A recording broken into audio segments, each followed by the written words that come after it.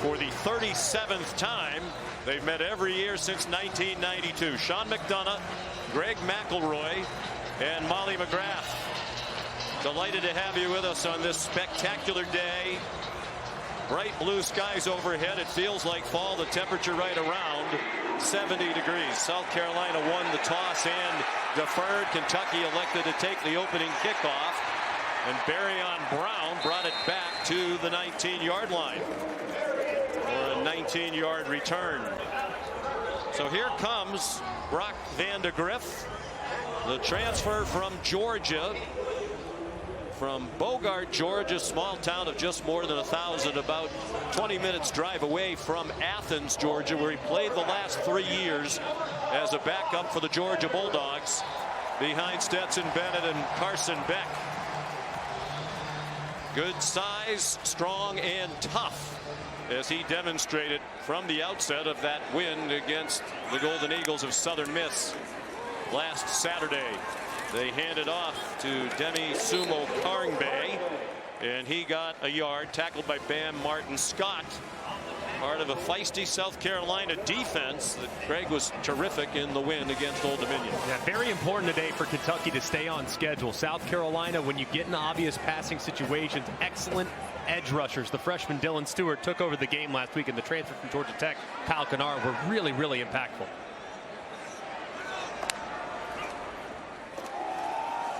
On the handoff, Sumo Karngbae again. And he's out to the 31 with an 11-yard gain and a first down. That's the biggest question for this Kentucky offense, trying to replace the 1,100-yard rusher from a year ago, Ray Davis. And do so right now with Demi Sumo Karngbae, who spent most of his time last year playing slot receiver. And Chip Trainum's supposed to be the guy transferred from Ohio State. He's been banged up with a broken hand. They don't think they'll have him back for several more weeks. Sumo Karngbae out to the 36. So the new offensive coordinator, Bush Hamdan, making it a point to try to establish the run. There's Hamdan, the OC at Boise State last year, and he has their backup quarterback Gavin Wimsatt in the game now, a transfer from Rutgers, and he'll line up at quarterback, and Vandegrift is still on the field, lined up to the left of Wimsatt. They fake the handoff on the jet sweep, and Wimsatt's ahead to the 39-yard line, about 2 yards short of the first down. Wimsatt goes back out. Wimsatt will be sprinkled in throughout the game plan. He's one of the most explosive players on their team with the ball in their hands. So with them being a little thin at running back, they'll utilize him as a wildcat quarterback. Third down and 3 for Kentucky.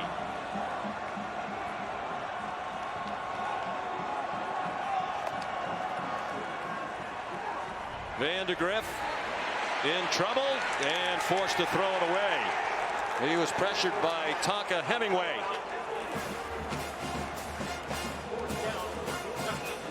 Really good rush up front there by Tonka Hemingway. It looked like had Vandegrift had a chance to move upfield just ever so slightly, could have hit Dane Key on a little bit of a corner route, which would have been a conversion, but anticipating man coverage right there and zone coverage called by Clayton White, the defensive coordinator. They just didn't guess right as the OC, Bush Hamdan, settled for an incomplete. Wilson Berry on to punt. 26-year-old from Australia punting into a pretty stiff wind. And that helped knock down the ball at the 24-yard line. Fair catch made by Jalen Kilgore of a 39-yard punt.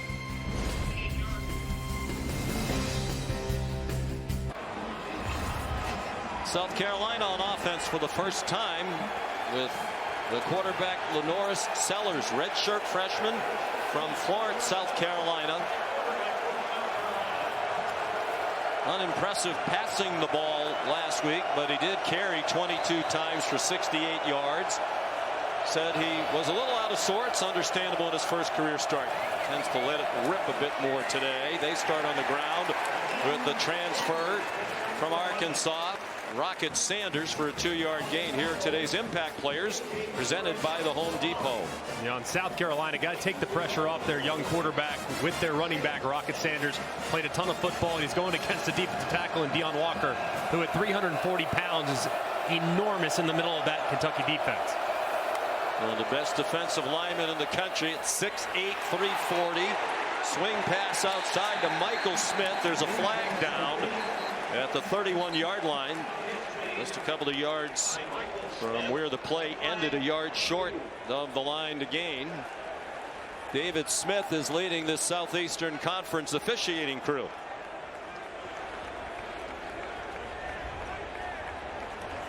Holding. Number 15 on the offense. 10-yard penalty. Responding foul.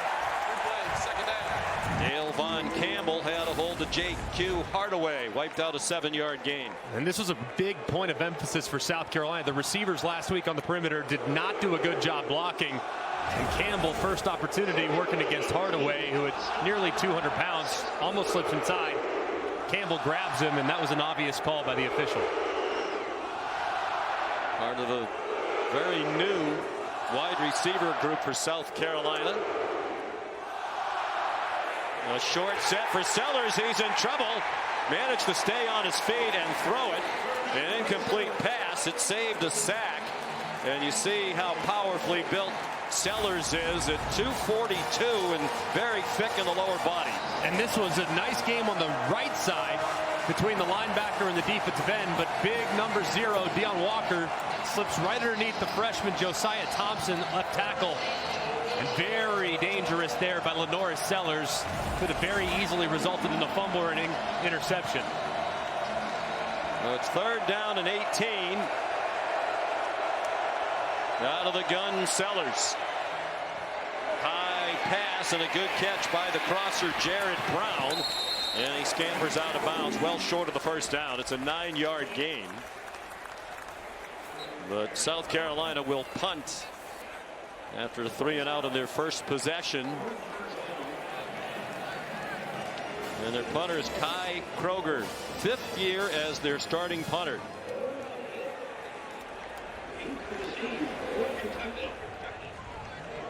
Jamori Macklin is back deep, a transfer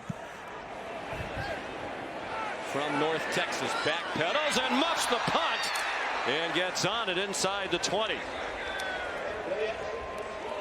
So Kentucky on offense for the 2nd time from its 19. Here's Molly McGrath. Well, Sean, South Carolina head coach Shane Beamer told us he coaches his veteran defense differently than his young offense. He likes to make them mad, push their buttons to give them a bit of an edge. So all week long in pregame, he was telling them in this matchup, everyone thinks of you guys as JV. That team in the blue is varsity. They're NFL scouts here. They're all here to watch big number 0 in blue, referencing Deon Walker and challenging Debo Williams. He said, no one's here to watch you play. You're JV. You got to prove them wrong. And you can tell these players are chirping to each other that they're JV. They're rallying around this message in this game, guys. Trying to beat Kentucky for the 3rd year in a row. They won 17-14 last year over the Wildcats in Columbia. Tough run on first down. Again, it's Demi Sumo Carnbay for about 9. The offensive line so far from Kentucky really doing a good job of establishing the line of scrimmage. It's an elite pass rushing unit, but they have yet to be challenged against the run, and so far that's been the emphasis from Kentucky's offense. The 53-yard punt by Kroger forced Kentucky to start inside the 20. On 2nd and very short, the handoff to Barryon Brown, and he's buried. Jalen Kilgore up from the secondary to drop that for a 7-yard loss.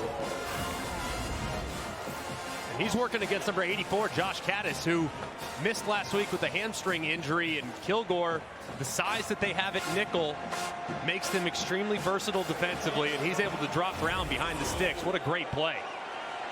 He's a sophomore from Eatonton, Georgia, was a freshman All-American last year. On 3rd down and 8, Brock Vandegrift. High throw, a good catch, but a very short gain to Jamori Macklin. Just a 2-yard pickup for Macklin. Was at North Texas last year, played a couple of seasons before that at Missouri. where his wide receiver coach was Bush Hamden, who's now the offensive coordinator here at Kentucky. So Wilson Berry to punt again into the breeze. We saw the muff punt on the last punt. It is windy, and there is a very bright sky here today. It could be tough handling punts. And that one into the wind is not going very far. Took a good bounce for Berry, and it's down to the 39-yard line. Just a 38-yard punt, much of it on the bounce. No score, 6 minutes gone by in Lexington.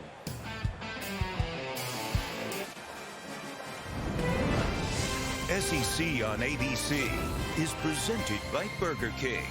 You rule. And in part by Pronamel Active Shield.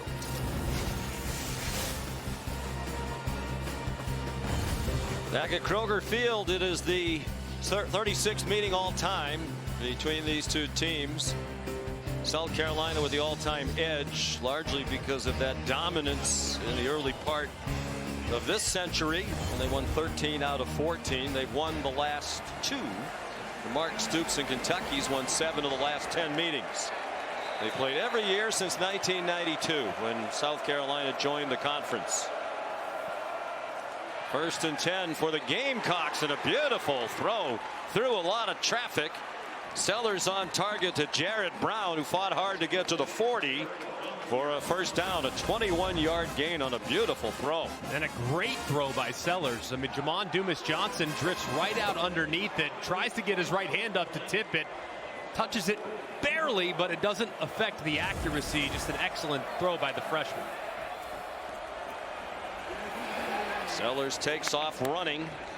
His 22 carries last week against Old Dominion, the most in a game by a South Carolina quarterback since 2013, when Connor Shaw carried 22 times against Clemson. They get to the line quickly. Jared Brown again, a lot of running room as he turned the corner. But he gets yanked out inside the 25-yard line. That's 12 more. And another first down for Carolina. And again, they'll keep the pace. This has to be the plan for offensive coordinator Dow Loggins. Needs to continue to work sideline to sideline and away from the big bodies in the middle. Sellers rolls to his left, has a wide open receiver, and a touchdown. Mazeo Bennett Jr., a 24-yard score. The true freshman with just his 3rd career catch. He had 2 last week against ODU, and now he has his first career touchdown. And just a miscommunication in the back end of Kentucky. The outside corner, number 6, J.Q. Hardaway, stayed on the post to the inside, which allowed the wide receiver from the slot, Bennett, wide open on the corner, and an easy throw and a terrific drive there by the Gamecocks. And the extra point up and good by the new place kicker, Alex Herrera, new to the starting job. He's been in the program for 6 years. The first touchdown catch for the freshman from Greenville, South Carolina, Mazeo Bennett. And the first touchdown pass of this season for Lenoris Sellers. He did throw a couple in very limited action last year as a freshman before he redshirted. He played in 3 games last year, threw 4 passes, and 2 of them went for touchdowns. Playing behind Spencer Rattler now in the NFL. There's more college football action after our game tonight right here on ABC. At 7:30, number 14 Tennessee and number 24 NC State in the Dukes Mayo Classic neutral site game at Bank of America Stadium in Charlotte. How about Tennessee last week? Opened with a 69-3 win against Chattanooga. NC State defeated Western Carolina. It was absolutely a clinic by Tennessee. And NC State, let's not sleep on them, though. Very aggressive defense that Tony Gibson runs, going against Nico Iamaleava, who's got all the talent in the world, but has never seen this level of aggression from the opposing defense. So that'll be a fascinating cat and mouse game. Barryon Brown back for the kickoff 4 career kickoff returns for touchdowns, tied for the all-time conference record with 6 others.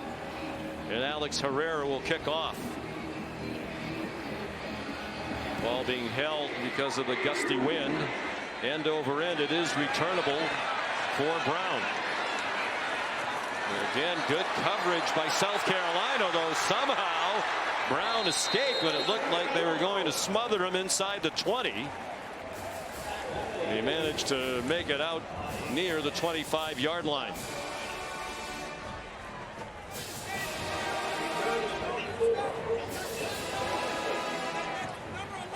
Mazeo Bennett the touchdown. Now the Carolina defense on the field midway through this first quarter.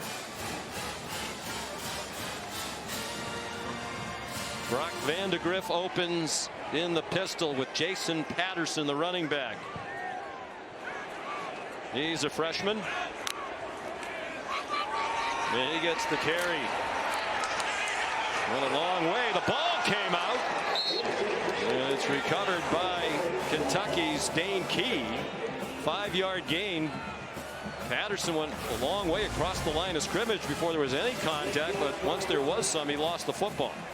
It looked like as he was going down to the ground, that right elbow in contact with the ground is actually what dislodged the football. Kentucky's had some success running it early in this game. With Demi Sumo Karngbe, who is the running back now, to the left of Brock Vandegrift. Vandegrift 1 for 2 passing, throws a deep ball in single coverage, and it is caught. The officials conferring, is it inbounds? It is at the 39-yard line. Dane Key the catch with O'Donnell Fortune right there. How about the concentration by Key? Running out of room. Does he get the left foot down? He does. Does he have possession? Does he secure it? Looks like he does, and Kentucky will go fast. And it's out wide and very well defended. Fred Ferrier the catch, transfer from UAB, but right there was O'Donnell Fortune.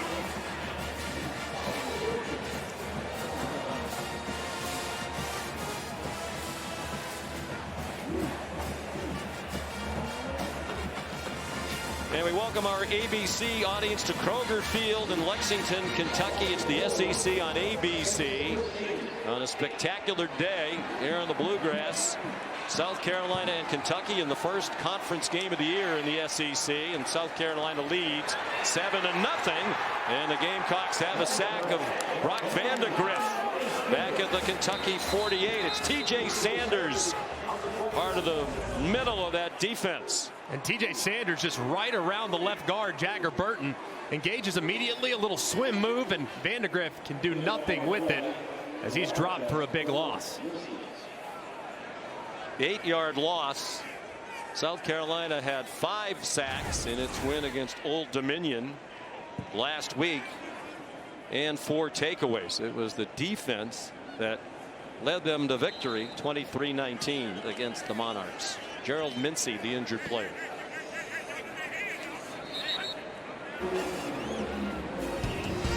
You're watching the SEC on ABC, presented by Burger King. From Kroger Field in Lexington, Kentucky, where it feels like fall. Temperatures around 90 here yesterday. We had a brief thunderstorm last evening, really dropped the temperatures.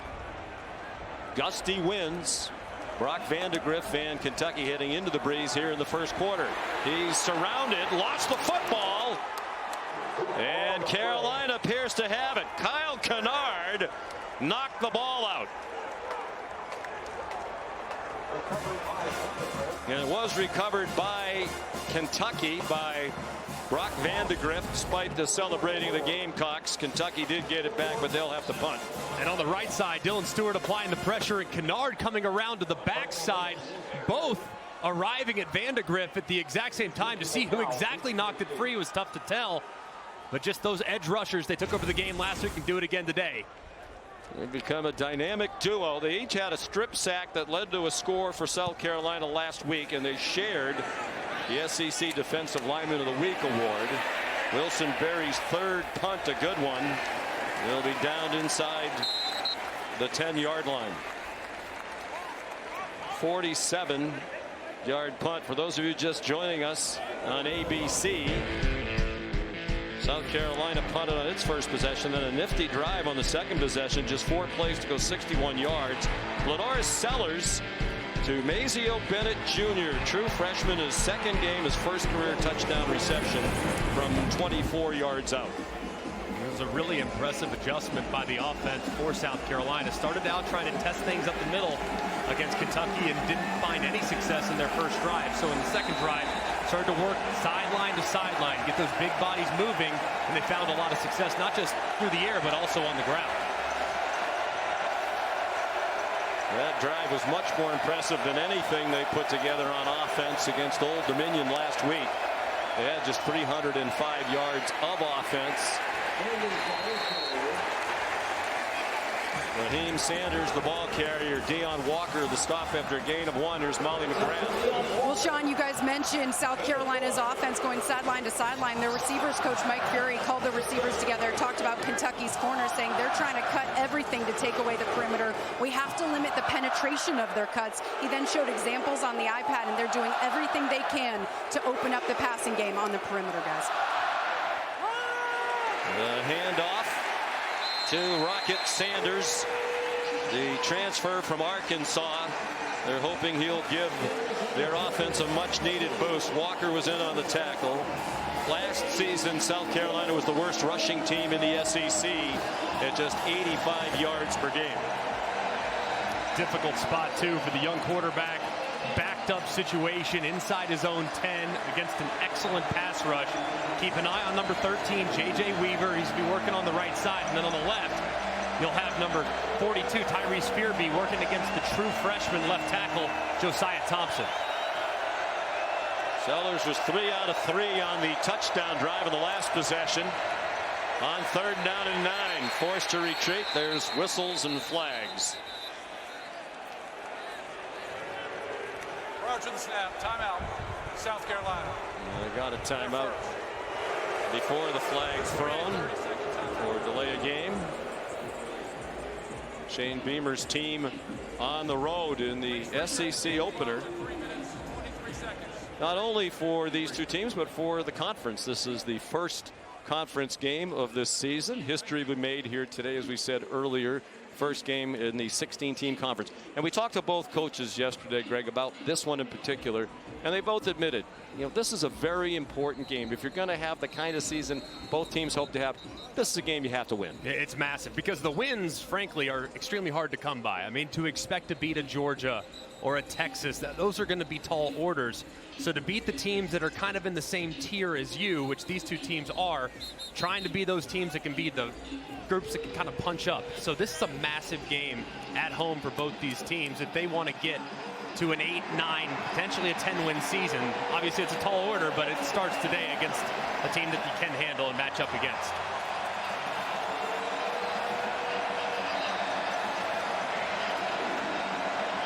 So out of the timeout, 3rd down and 9. Sanders moves back onto the right hip of the redshirt freshman Lenoir Sellers. He dodges the rush a couple times. There's a flag down. The catch is made for a first down if it stands out at the 27-yard line.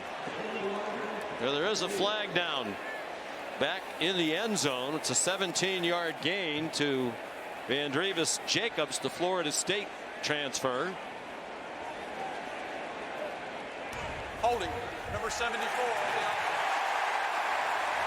Penalty is half the distance to the goal. Replay, 3rd down. Based on where that flag was thrown, it had to be very close to being in the end zone as well. It's on the true freshman, Josiah Thompson. He's working against Trey Ripka. Ripka beats him upfield, and Thompson, the freshman, has to grab him around the neck, which results in the holding penalty and wipes out the converted first down. But it looks like he was just on the outside of the end zone and careful, a yard or two away from potentially being a safety. Tough task for Josiah Thompson. Their coaches, Don Loggins, coordinator, said they'll try to get him some help today in his first conference game on the road against a team that has some power and speed up front. Short set, quick throw, caught. Nazio Bennett ran into a pile at the 12-yard line. Zion Childress leading the way for the Kentucky defense. And it'll be a South Carolina punt. For Kai Kroger, remember this is Beamer ball. Shane Beamer, chip off the old block. His dad, Frank, Hall of Fame coach at Virginia Tech, known for great special teams, which he coached himself. And Shane very involved in the Carolina special teams. They ran a fake punt last week. They went for a touchdown, but was called back for a penalty. Good boot with the win by Kroger. And Jamori Macklin brought it back to the 44-yard line. 57-yard punt, 8-yard return. Brock Vandegrift from Bogart, Georgia. He told us about a 20-minute drive from Athens in the University of Georgia, very small town. He was highly recruited out of Prince Avenue Christian School, where he played for his dad. Sat 3 years at Georgia, 2 behind Stetson Bennett. They won a pair of national championships last year behind Carson Beck. And when Beck decided to return for another year, Brock and his dad Greg decided it was time for Vandegrift to go someplace where he could play. Greg was Brock's high school coach at Prince Avenue Christian School. Brock in trouble and throws it away. Kari Swain came on a corner blitz. They're looking for a grounding call on the South Carolina sideline. And they're going to get it. Flag just dropped by the referee, David Smith. And it doesn't look like Vandegrift ever gets outside the tackle box. He just retreats vertically along that right hash. Throws it with not really any receiver in the area. And the good job there by the officials talking about it, having that communication, and properly throwing the flag.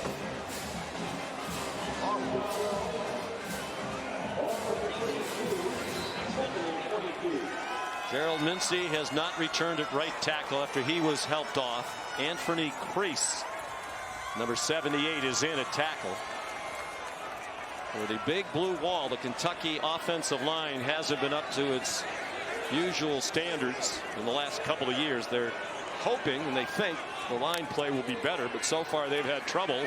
And Vandegrift has been scampering all over the place trying to get away. He could not escape Debo Williams. And clearly he is rattled already, Greg, and understandably by the constant pressure from South Carolina. And they tried to call a quarterback draw. This actually hurt South Carolina on a 44-yard gain last week for a touchdown. This time Debo Williams plays it perfectly and drops Vandegrift right around the line of scrimmage to set up another 3rd and long for Kentucky. 3rd and 23, a minute and a half to go first quarter. 7-0 Gamecocks.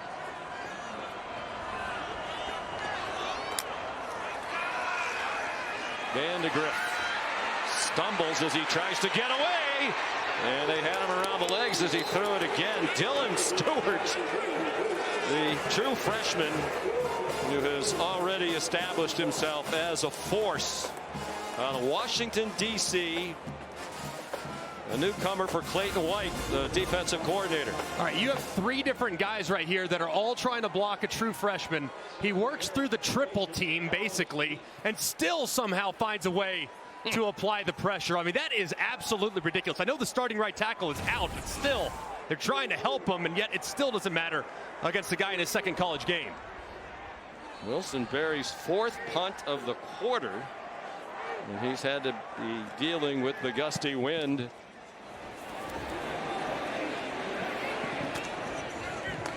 Off another good punt. Juju McDowell, the fair catch near the 30-yard line, 42-yard punt.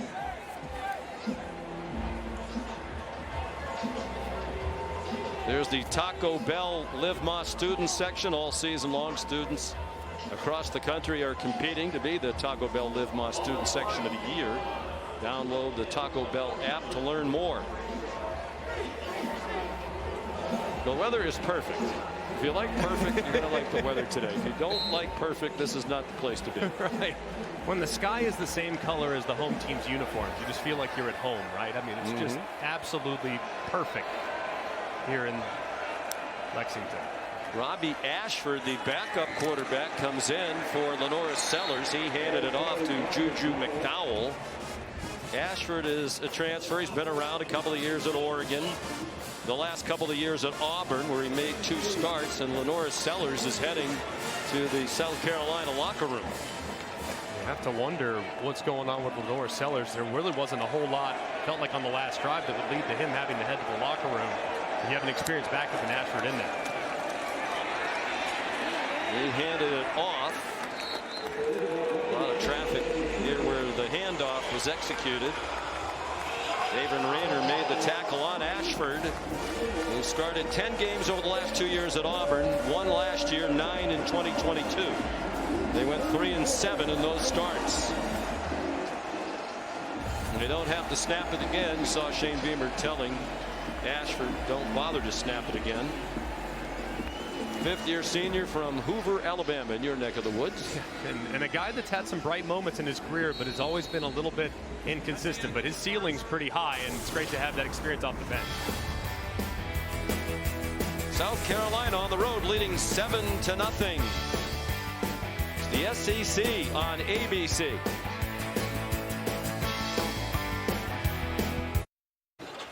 Coach, we saw your quarterback, Lenora Sellers, go back to the locker room. What's going on there? Yeah, he's got a bit of a lower body injury right now. They're going to go in there and take a look at it and see what he can do. He feels like he can go. They just want to go in there and just take a look at it real quick. What's the plan if he can't play or he's hampered? We got a lot of confidence in Robbie Ashford. He's started games in this conference, and I've said it all along. We got 2 winning quarterbacks, and I love Robbie because Robbie's a competitor. When we were trying to bring in a quarterback in the offseason from the portal, there were a lot of quarterbacks that wanted to be promised the starting job here. And we told them we'd promise them the opportunity to compete. And a lot of those guys went other schools. Not Robbie Ashford. He came here because he's a freaking competitor, and we got a lot of faith in him. All right, thanks, Coach. Thank you. And he got the call on 3rd down and 4. Got 2, so it's 4th and 2. And here's Kai Kroger. Neither team has converted a 3rd down yet. South Carolina 0 for 3 now, and Kentucky's 0 for 4. Kroger's kick. And bounce out of bounds near the 10. Jamori Macklin started toward it and then jammed the brakes on. 53-yard punt. Tonight's featured college football games on ESPN Plus include Buffalo against number 9 Missouri. That's at 7. Also at 7, Samford against Florida.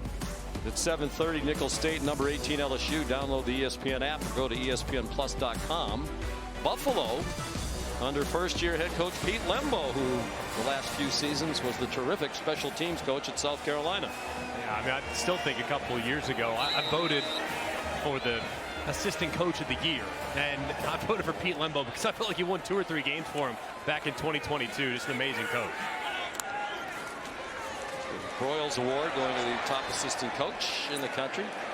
Denny Sumo Carnbay carries for Kentucky. He slid out to the 18-yard line for a gain of 8. This is the 5th possession now for Kentucky. They're playing without Chip Trainum, the transfer from Ohio State. Should be their leading ball carrier when he gets healthy. He suffered a broken hand in the preseason. Out at least for a few more weeks.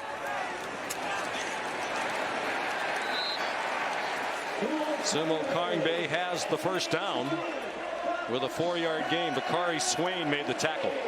It's really kind of been the story for Kentucky. Sumo Carnbay has been very efficient so far today. He's averaging over 6 yards a carry, and Kentucky's kind of been their own worst enemy. They've kind of abandoned the run between the tackles way too soon. They've had some success with it, and they're allowing the speed of South Carolina put a lot of pressure on their passing game, which resulted in negative plays.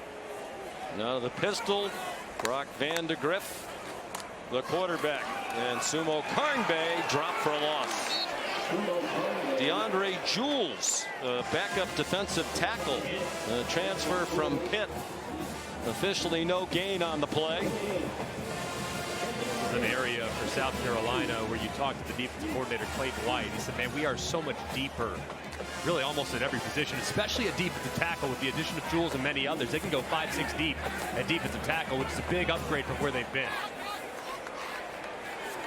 Gavin Wimsatt, the backup quarterback, back in there again. He hands it off on the jet sweep to Anthony Brown-Stevens.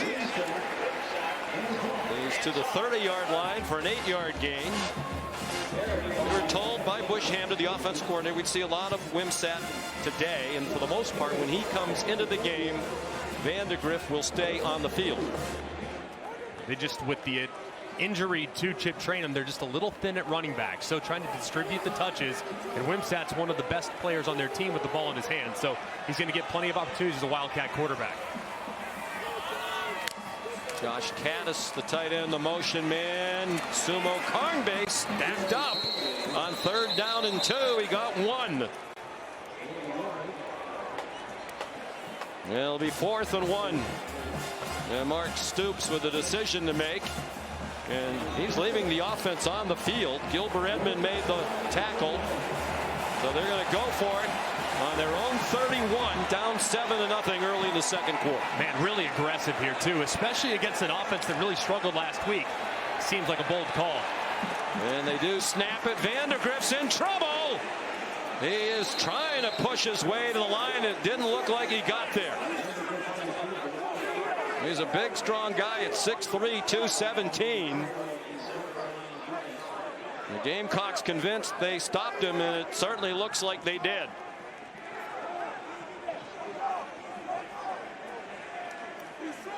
They did. They don't even need a measurement. 1st down, South Carolina, as Shane Beamer's defense gets the ball back on downs. And the 2 defensive tackles, number 91 Hemingway and 95 Huntley, they just get underneath the lower guys along the interior of the offensive line. And I understand being aggressive in plus territory, but this to me makes very little sense. Defense has played pretty well. Beamer loves what he just saw from his defensive front. You have a backup quarterback in the game for South Carolina. Just can't be on board with going for it in your own end right now and now giving them the short field. Certainly the Gamecocks were looking for the keeper for Vandegrift. They had a big pile right over the center and guards. It's a veteran offensive line on both sides. South Carolina's O-line has 154 combined college starts. Robbie Ashford still the quarterback. Rocket Sanders tried to bounce it outside and could not get there.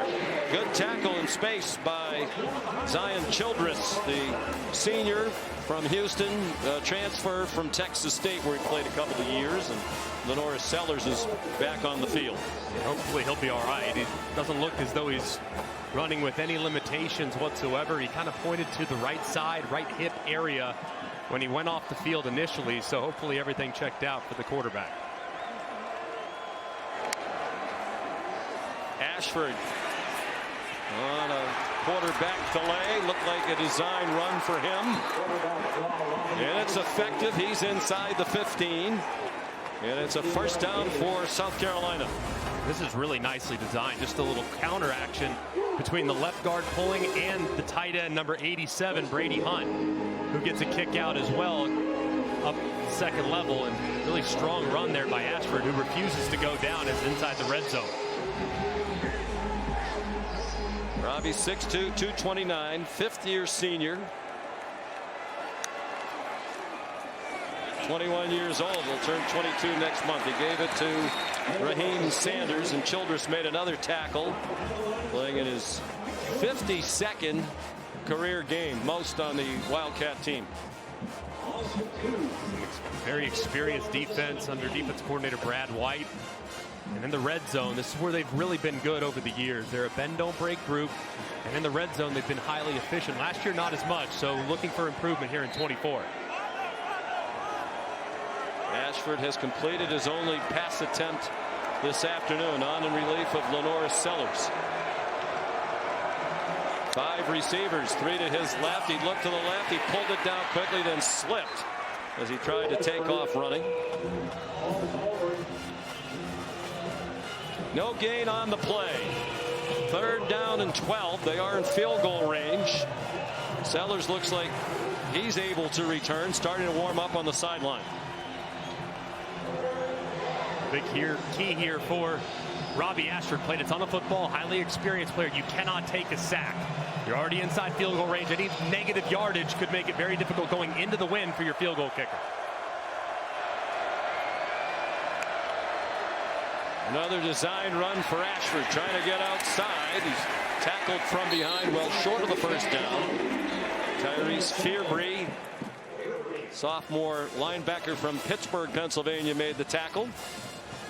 And the field goal team will come out.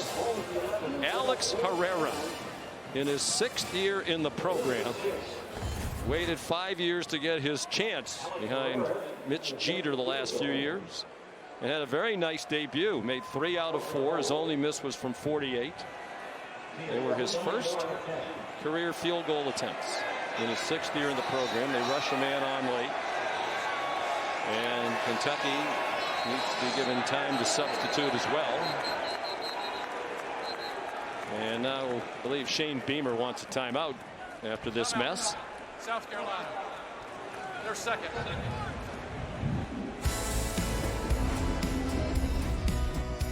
8:10 to go, second quarter. Beamer and the Gamecocks leading at Kentucky 7-0. Let's go to our next segment, Fairest Calls, inspired by Geico's fair and fast 24/7 claim service. Do we have to do the Geico stuff while I'm here? Yep, we do. Let's play the clip. Holding, number 53, 10-yard penalty. This literally happens every game. Can we just skip to the action? Nope, nothing but fair and fast claims, just like Geico. Here's the next clip. But I don't play the clip. Pass interference, number 34. Wow, doesn't get any fairer than this, boys. For savings and service, get more with Geico. Louis! Cut! More mud! Action! Louis! Louis! Cut! Mud on her face! Louis! Okay, everybody, that's lunch.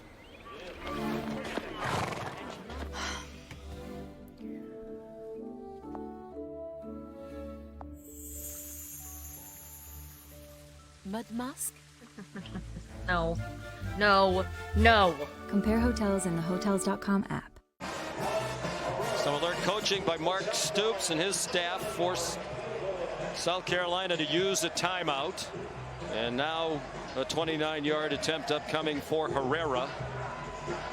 In the Shane Beamer era, the field goal kickers for South Carolina have made 42 out of 46. That's 91.3%, best in the SEC in that span. Ty Kroger is the holder. And Herrera picks up where Mitch Jeter left off. They continue to knock him through the uprights.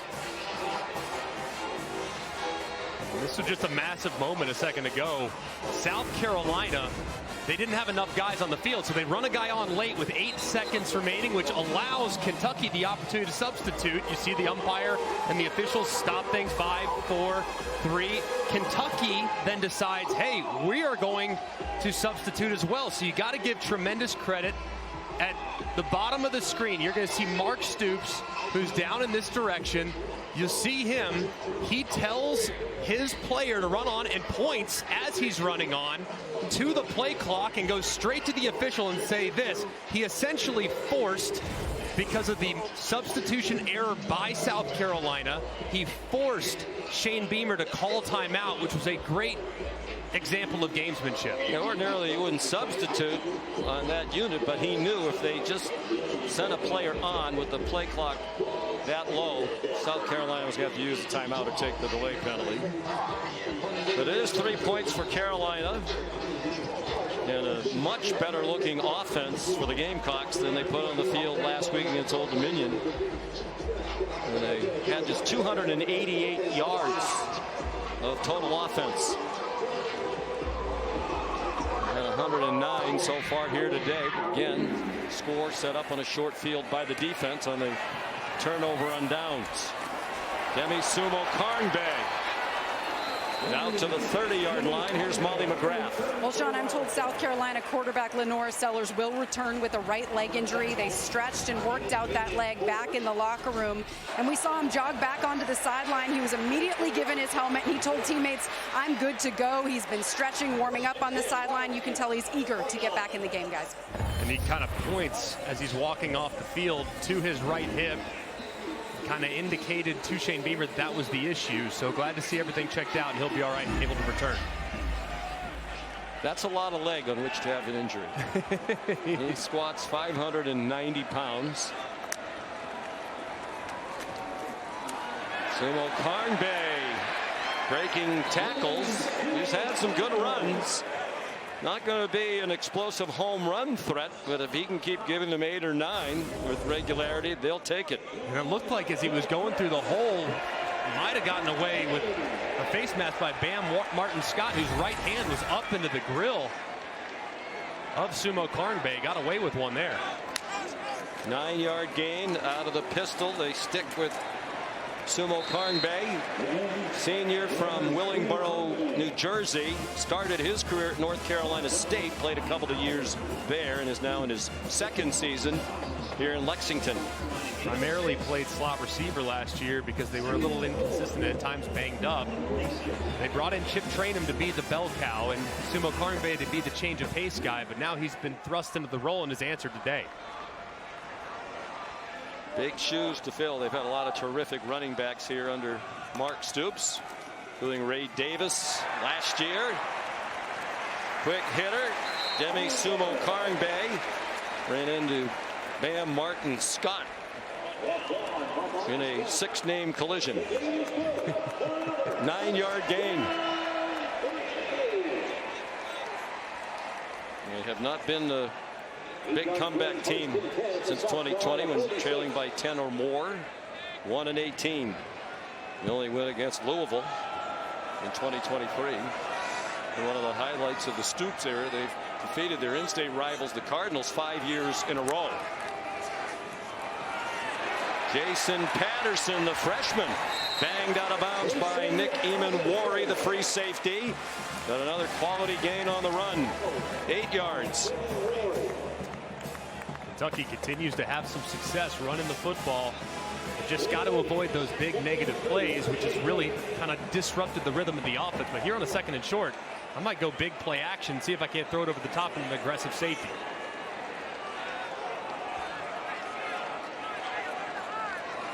They're having a lot of trouble blocking when they try to pass, so they're sticking with the run, and it's working. Patterson, the freshman from Sneads, Florida, a 3-yard gain and a first down. He led the state of Florida in rushing as a junior, more than 2,700 yards rushing, and that's a state packed with talent.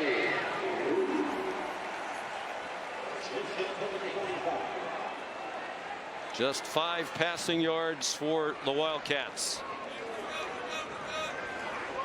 Or 5 attempts rather, for 30 passing yards.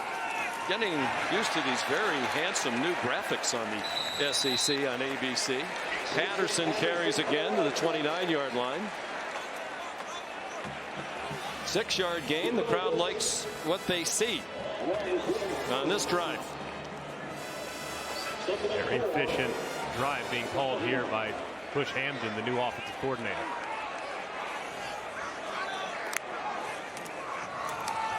Sumo Karnbay. Bush Hamden has a lot of faith in him, but he's not really going to be the feature back like they've had here. The Benny Snells and Chris Rodriguez, Lynn Bowden and Boone Williams, among others. But he's more than capable of being an effective SEC player, and he has 67 yards rushing on 12 carries today. Yeah, he's not going to be a guy that's ever going to average 200, 220 like Ray Davis did at his time in both Vanderbilt and Kentucky, but he's very capable between the tackles. They're 0 for 5 on 3rd down. This is 3rd and less than a yard. Sumo Karnbay swung down, but he has the first down. Judge Collier, a cornerback, made the stop for South Carolina. We're under 4 minutes to go now in the first half. 10-0 Gamecocks.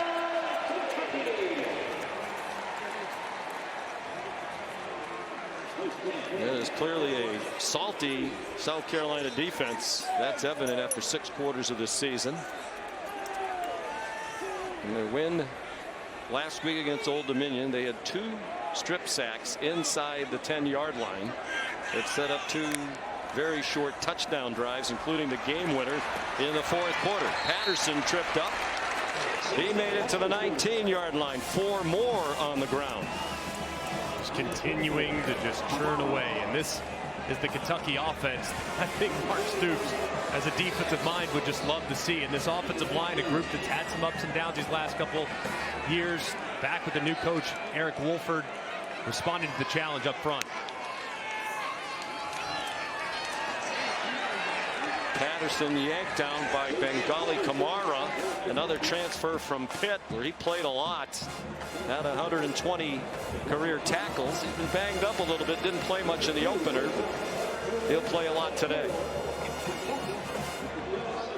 Big play here for Kentucky's offense, even with how efficient this drive has been and staying on schedule running the football. If South Carolina could somehow get a stop, that's going to feel like a win for the Gamecocks. 11th play of the drive. The first 10 have all been runs. And play 11 is as well. Sumo Karnbay stacked up. Well, they went for a 4th and very short in their own territory and got stuffed. This is 4th and almost 2, and Mark Stoops is going to send the field goal team on now. And it'll come after the 2-minute timeout.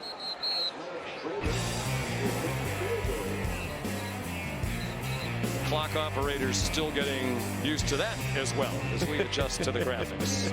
It's early in this season on a beautiful day here in Lexington, Kentucky. All right, let's run that again. Geico has fast fare claims 24/7 right on the Geico app. To file a claim, just tap. Just tap right here to upload pictures, customer. Try getting on a first name basis. Sure. Vicky. To track your status, just click. Super easy. They're connecting with the mannequins. You're doing great, everyone. Ooh, you're a pro. Scroll, tap, scroll. Ouch! Oh, I'm cramping. Yeah, we've all been there. For savings and service, get more with Geico. I overdid it. Like a showboat, I just overdid it. He looks down at his queen and says, Au revoir, mon amour. Au bientôt. Let's work on that French, shall we?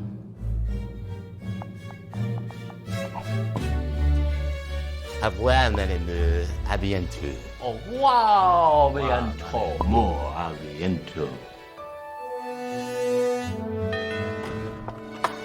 Au revoir, mon amour. À bientôt.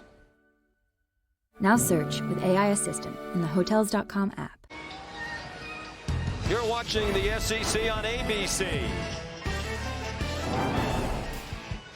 From Lexington, Kentucky, Kroger Field, formerly Commonwealth Stadium, renovated in 2015. And it is an outstanding venue for college football. And the site of the first conference game of this SEC season.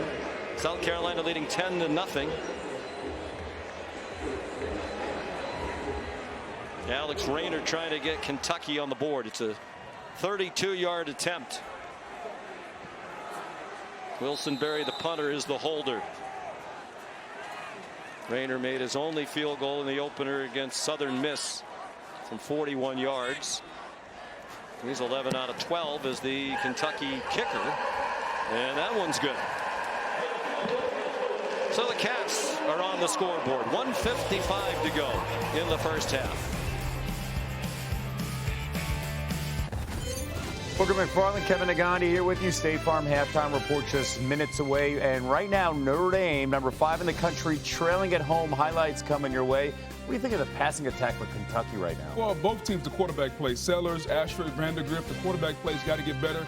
It's almost as if Greg McElroy has come back and he's still playing. Not good. Oh, man. Sean, back to you. Hello, Greg. I was hoping for Greg's sake that tradition was going to end at the end of last season, but apparently it has not. Oh, goodness. Just low-hanging fruit from the studio. Aiden LaRosse kicks off after Kentucky's field goal. Capped a 57-46 yard drive. They had 51 yards total on their first 5 possessions. Here's a look at coverage where it counts, presented by T-Mobile. And after a bit of a slow start, South Carolina started to find some rhythm offensively. They get Jared Brown going. They don't really have a lot of success right up the middle against Kentucky. They're too big, they're too physical up front, but they can live a little bit on the perimeter. Find it on the jet sweep, and then they move the pocket for Lenora Sellers. Simplify the read. You see the bust in the back end defensively by Kentucky results in an easy touchdown to Mazio Bennett Jr. Really did a good job of adjusting, Dowell Logans did, after a bit of a slow start against a really stout front for Kentucky. Lenora Sellers is back in. See how they play it with under 2 minutes to go. Just one timeout left. He lost the ball, went straight up in the air and caught out of midair. It was J.J. Weaver who knocked the ball out, and it was Joshua Smith, the tight end, who is able to field it to loss of 7 on the play. You might take a look at it. Is his hand moving forward? Doesn't look like it is right there, and big play by Kentucky's defense. See, Geico has fast fare claims 24/7 right on the Geico app. Just tap right here to upload pictures. To track your status, just click. They're connecting with the mannequins. You're doing great, everyone. Ooh, you're a pro. For savings and service, get more with Geico. Louis! Cut! More mud! Action! Louis! Louis! Cut! Mud on her face! Louis! Okay, everybody, that's lunch.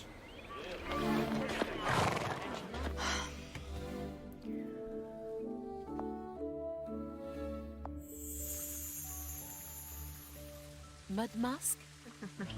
No. No. No. Compare hotels in the Hotels.com app. Batten the hatches for the toughest, most impenetrable pair of pants 2 legs have ever known. Duluth Flex Fire Hose HD.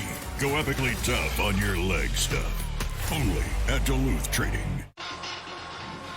Coming up tomorrow at 2 in the afternoon on ABC and ESPN Plus, the men's championship match from the U.S. Open. Number 1 Jannik Sinner against 12-seeded Taylor Fritz, who's trying to become the first American man to win the U.S. Open since Andy Roddick back in 2003. Coverage starts with the men's preview show at 1. What a very exciting tournament that has been. Jessica Pegula, an American, is in the women's final as we speak. After the Kentucky timeout, Mark Stoops wants the ball back. Lenora Sellers, high throw, intercepted. Ty Bryant brings it back inside the 30. His first career interception for the sophomore from right down the road here in Lexington, Frederick Douglass High School. And a lot of zone defense from Kentucky. You see all the defenders with eyes in the backfield just reading where Lenora Sellers is looking, and he makes a big mistake. Really, really bad throw, bad decision in this situation, end of half situation, under 2 minutes, trying to force it, misses high. And there's a defender waiting right behind it, and Ty Bryant, who reels it in, now has Kentucky knocking on the door. What a huge change there at the end of half. First interception of the season thrown by Lenora Sellers. And the reality is both offenses have been poor. South Carolina has 102 yards of offense. 61 was on that 1 touchdown drive. Kentucky has 108 yards of offense, 57 on the last possession that ended in a field goal. Vandegrift's been scampering for his life the entire half. He picked up 3. They have 2 timeouts left with 1:25 to go in the half. Don't be in a crazy hurry just yet. You're already in a good spot. The one thing you have to think about if you're Vandegrift, veteran player, but not a lot of starts, not a lot of playing time under his belt, cannot take a negative play right here and knock yourself out of field goal range. Remy Sumo Karngbe, the running back. Vandegrift kept it, and it's a good thing he did because that jet sweep got blown up completely. Barryon Brown ran into Dylan Stoop. 45 seconds in the half. And a long time to get the play in here for the Wildcats. They run the ball in 18 straight plays. They cannot block. the South Carolina pass rush, and that was Bush Hamden's biggest concern entering the game, particularly Kennard and Stewart. Short set and an off-target throw. Dane Key lunged for it. Couldn't retrieve it with Judge Collier in coverage. And the offense continues weak. They're now 1 out of 8 on 3rd down. I think you have to give credit to both defenses, really. These are 2 very good defensive units. Excellent groups, especially along both lines of scrimmage. But that throw just off the mark there from Vandegrift on a pretty critical 3rd down. Alex Rayner now with 332 career points. Second among all active players. He's in his 2nd year at Kentucky. He spent 3 years at Georgia Southern prior to that. Outstanding in both places. That's a 39-yard field goal. He's now made 58 3-pointers in his career. It's 10-6. Thursday. See, Geico has fast fare claims 24/7 right on the Geico app. Just tap right here to upload pictures. To track your status, just click. They're connecting with the mannequins. You're doing great, everyone. Ooh. You're a pro. For savings and service, get more with Geico. Louis! Cut! More mud! Action! Louis! Louis! Cut! Mud on her face! Louis! Okay, everybody, that's lunch.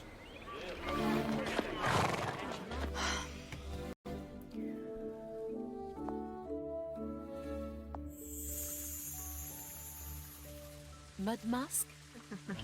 No. No. No. Compare hotels in the Hotels.com app. Is your business drowning in paperwork? This work ain't fit for a pirate. With smart buying tools from Amazon Business, you can focus on what you do best. Amazon Business, your partner for smart business buying. That's not good news for Kentucky. Jagger Burton, their starting left guard, helped off the field after the successful field goal. He's a stalwart on the offensive line. He's started every game the last 2 seasons. Today is 27th career start. They've already lost their starting right tackle Gerald Mincy earlier in the game. So 19 seconds to go in this first half. And more of the same in this rivalry. Ordinarily when they play, they're low-scoring games. Last year it was a 17-14 South Carolina win in Columbia. Aiden LaRosse kicks off. Transfer from Tennessee Martin. He was at Charlotte before that. Even the kickers are going to 2 or 3 or more schools. In this era of college football, Juju McDowell, the kickoff return, 17 yards. Kind of what we expected. You know, if you're an offensive enthusiast, you're not getting what you like. But we came into this knowing, 2 very good defensive teams, 2 inexperienced quarterbacks. Yeah, and 2 defensive lines that can just take over the game. And it's been difficult, really, to get a whole lot going offensively without taking 2 steps forward and then 1 significant step back. So now, for both offensive coordinators, Bush Hamden of Kentucky and Dow Loggins of South Carolina, you got to figure out a way here in the second half to avoid those massive negative plays that give the momentum to the defense and basically force you to punt the ball. Lenora Sellers took a knee. I mean, South Carolina ends that with just 101 yards rushing after a mere 288 last week against Old Dominion. Kentucky not much better, 115 total yards. South Carolina will get the second half kickoff. 10-6 Gamecocks. We'll send you to the studio for the State Farm halftime report after this message and a word from our ABC stations.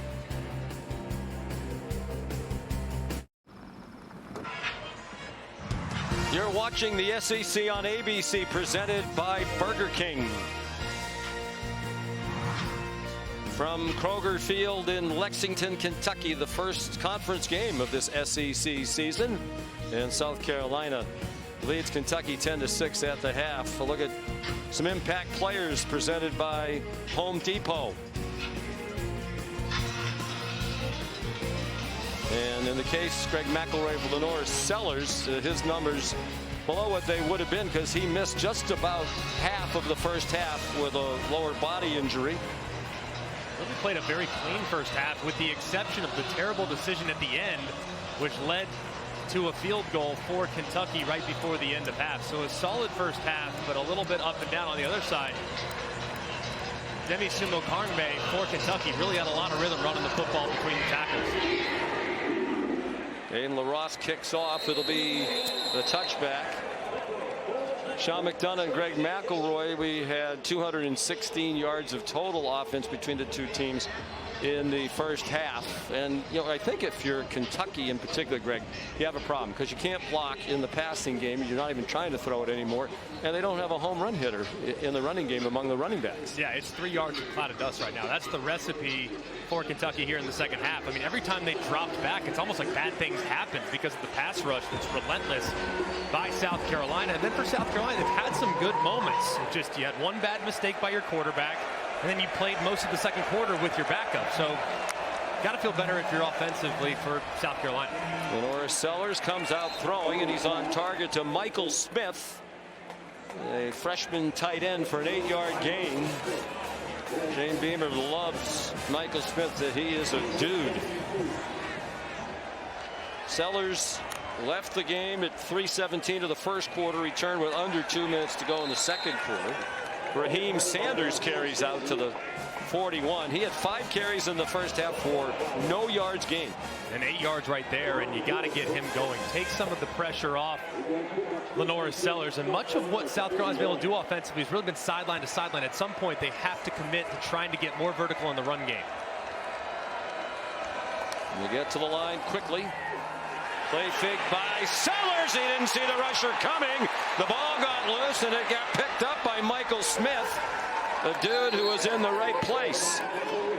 Maxwell Hairston came on the blitz and knocked the ball out, but Kentucky didn't get possession of it. It's still a loss of 2. And this is a really big ask of the true freshman Michael Smith. You got a corner who's excellent off the edge, and Hairston that's blitzing and breathing fire. He dislodges the football, but somehow Michael Smith still saves a lot of yardage there by picking it up and getting what he can, but a tough ask there on the true freshman. Hairston, an outstanding corner. Defense coordinator Brad White says we want him to lock down one side of the field. Another blitz, another loose ball. And this time it looked like the Cats might have gotten it. They did not.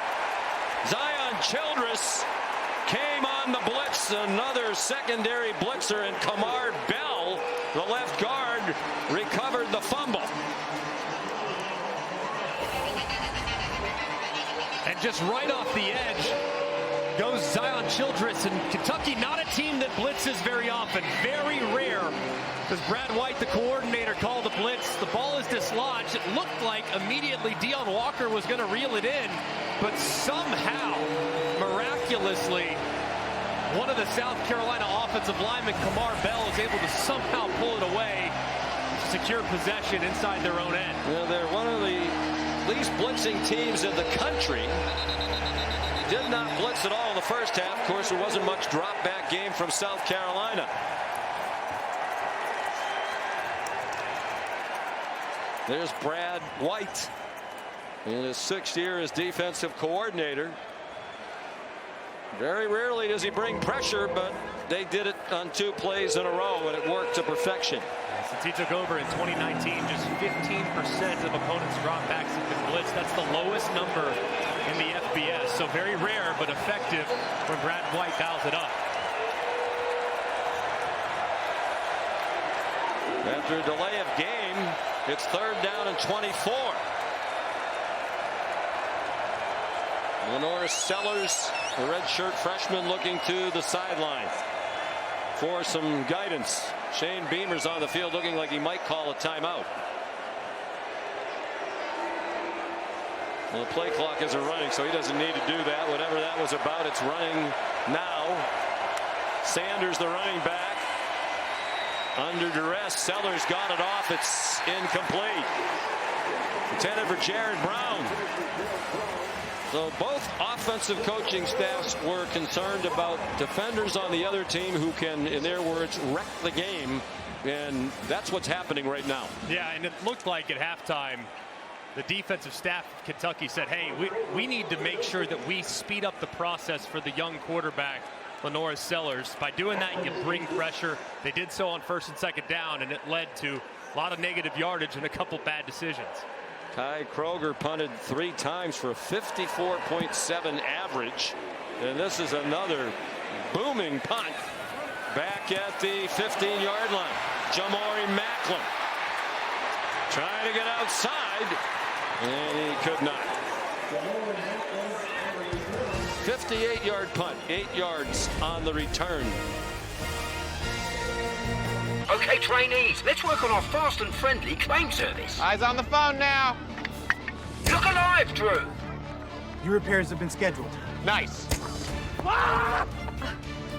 Yes, you'll get a rental car on site. Heads up. Oh, I'm gonna turn this down to an 8. My bad. We can do this all day. Geico claim service is 24/7. Nice catch. Your claim has been approved. Your claim has been approved. For savings and service, get more with Geico. Louis! Cut! More mud! Action! Louis! Louis! Cut! Mud on her face! Louis! Okay, everybody, that's lunch.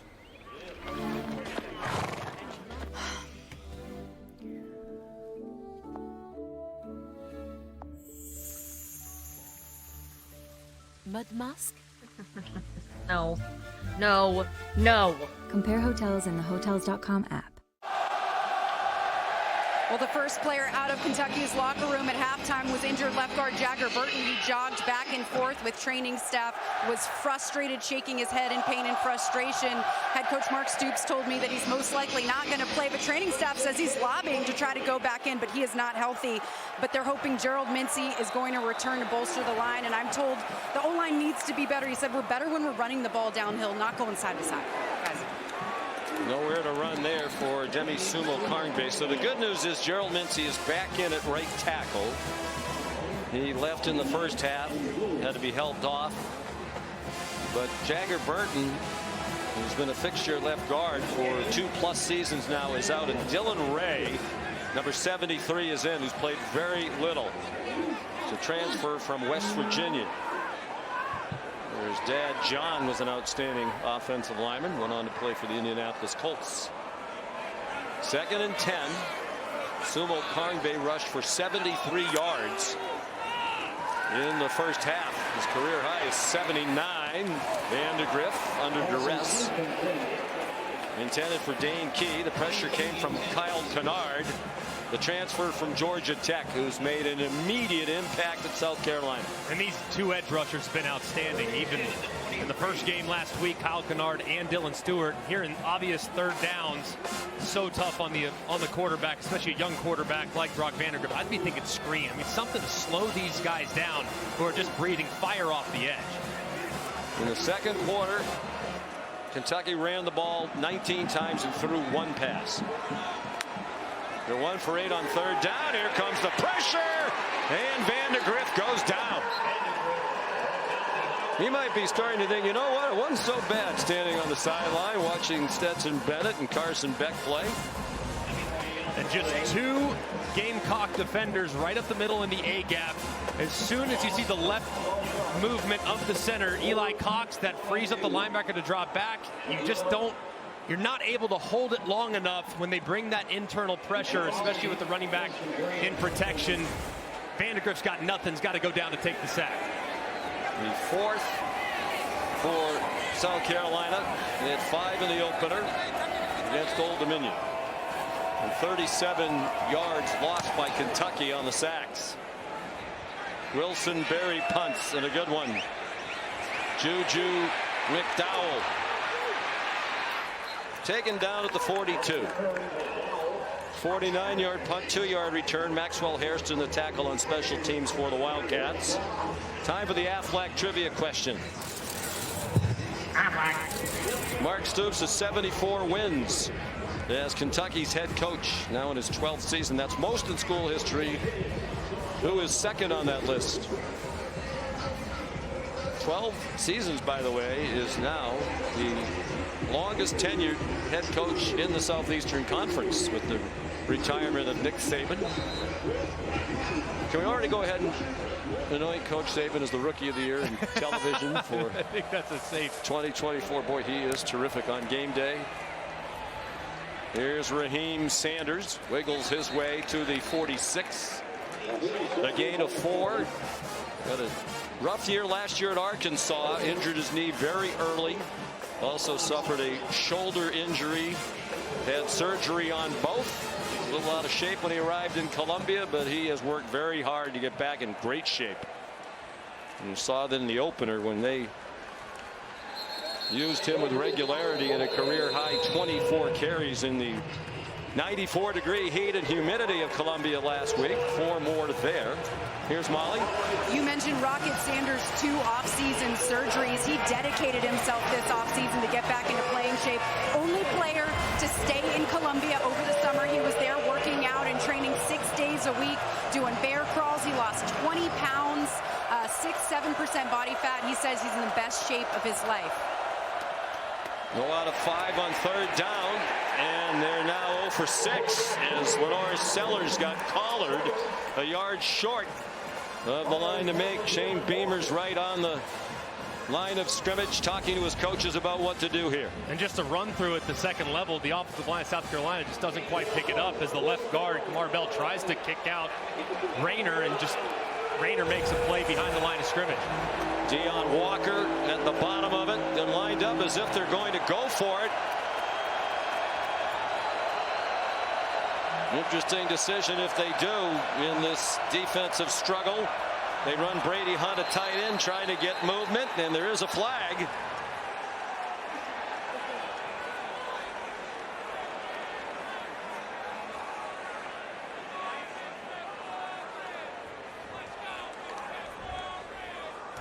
Offside on the defense, number 8. 5-yard penalty. Penalty results in a first down. Octavius Oxendine. Mark Stoops looking on in disbelief. Such a mature and veteran group up front. Shane Beamer with a wise call to go with a freeze play. Tell everybody on the offense to freeze and hard count as much as possible. See if Kentucky will give it to you without snapping the ball, and a big mistake there by the Cats. And the 5th-year senior Oxendine jumped. Probably weren't going to snap it, you would think. Now on 1st down, Michael Smith is stopped. Let's bring in Matt Austin. Matt, a lot of talk this year about they're going to crack down on things done by the offense to try to get the defenses to jump. Yeah, and I don't like the call on the field on this play. The defender definitely jumped in the neutral zone, but the rule is the offense is allowed to react, but it has to be a natural reaction. Reaching out forward and touching the defender, that's not a natural reaction. I think that should have gone on the offense. All right, thank you, Matt. Robbie Ashford back in, and he gets buried for a loss. Back at the 48-yard line by De'Aaron Jackson, who's been Kentucky's leading tackler in each of the previous 2 seasons.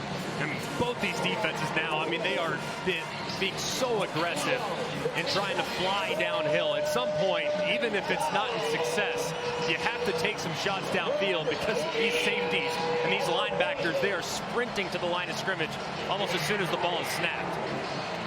Lenoir Sellers back in. They're 0 for 6 on 3rd down. And Kentucky's 1 out of 9. Sellers dodged the rush and found a wide open receiver.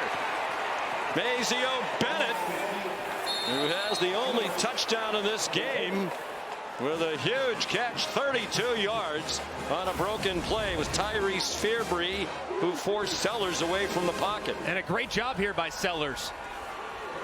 Playing like a veteran as Fearby's unblocked, runs right around. Sellers keeps his eyes downfield, continues to move, remains in a passing posture, and finds the receiver downfield in Bennett. Just a great job there by the freshman. Rocket Sanders is the running back. They fake a pitch to him. Another open receiver and a touchdown. Joshua Simon, the tight end, 16 yards.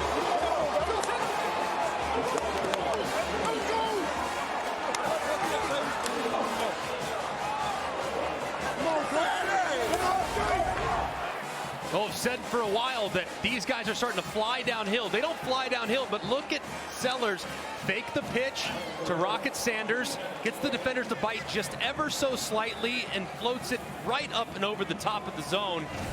for the touchdown. That was really well executed by Sellers and a great call by Dowell Loggins. The extra point good by Alex Herrera. Simon the score. He's a sixth-year senior. Spent 4 years in Western Kentucky, now in his second at the University of South Carolina. 17-6 Gamecocks in Lexington. The SEC on ABC. Saturdays at 3:30 p.m. Eastern. This is how it's done.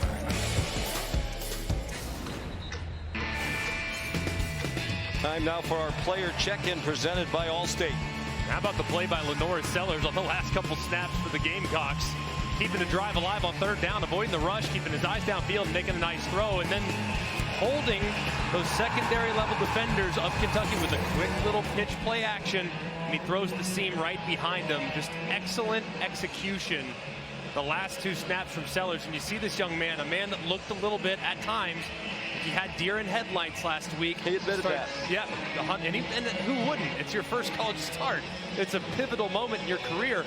Looking like he's settling in. You see when this young man has confidence, he can play at a really high level. Nice ability to avoid the rush. You know, he has the knack for stepping in the right direction. He has the strength to stay on his feet when they wrap him up. Demi Sumo Karnbeg blasted inside the 15-yard line after just a 10-yard kickoff return. But where does Kentucky go for answers? They can't block the pass rush. They've completed 3 passes and they've given up 4 sacks. And they really don't have an explosive running back. They have to get the passing game going at some point. I mean, Brock Vandagriff trying very few throws in the second quarter. The one he did try was off the mark, probably because he was cold, hadn't thrown in forever. So got to get him into a rhythm because you're going to need the passing game at some point. Because right now playing from behind, not going to be able to run it 4 yards in the cloud of dust over and over again. Transfer from Georgia. Comes out with a play action pass, given time that time. There's a flag down. Back by the line of scrimmage on a completion to Dane Key.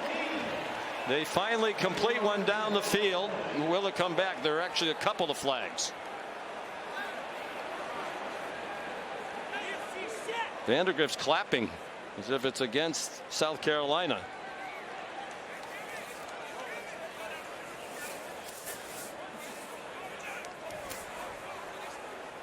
There are fouls on both teams on the play. Illegal shift on the offense. Players were said prior to the ball being snapped. Personal foul, hands to the face, number 90 on the defense. Those fouls offset will replay first down. Wiped out a 24-yard play. TJ Sanders called for the hands to the face. I mean, that is just massive. I mean, the illegal shift is so correctable.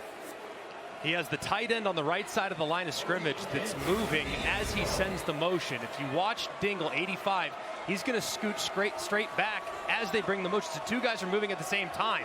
So not only is this a massive play, you wipe out a huge completion plus 15 yards on top of it. So for that 5-yard shift, it's really almost 30 yards of field position. Took down a 24-yard gain. Sumo Karnbeg with another flag down at the line of scrimmage. Is this going to wipe out an 8-yard gain? Actually got 9. Bam Martin Scott the tackle. Holding on the offense, number 73. Penalty is half the distance to the goal. Replay first down. And it's Dylan Ray, the backup, who has come in for Jagger Burton at guard.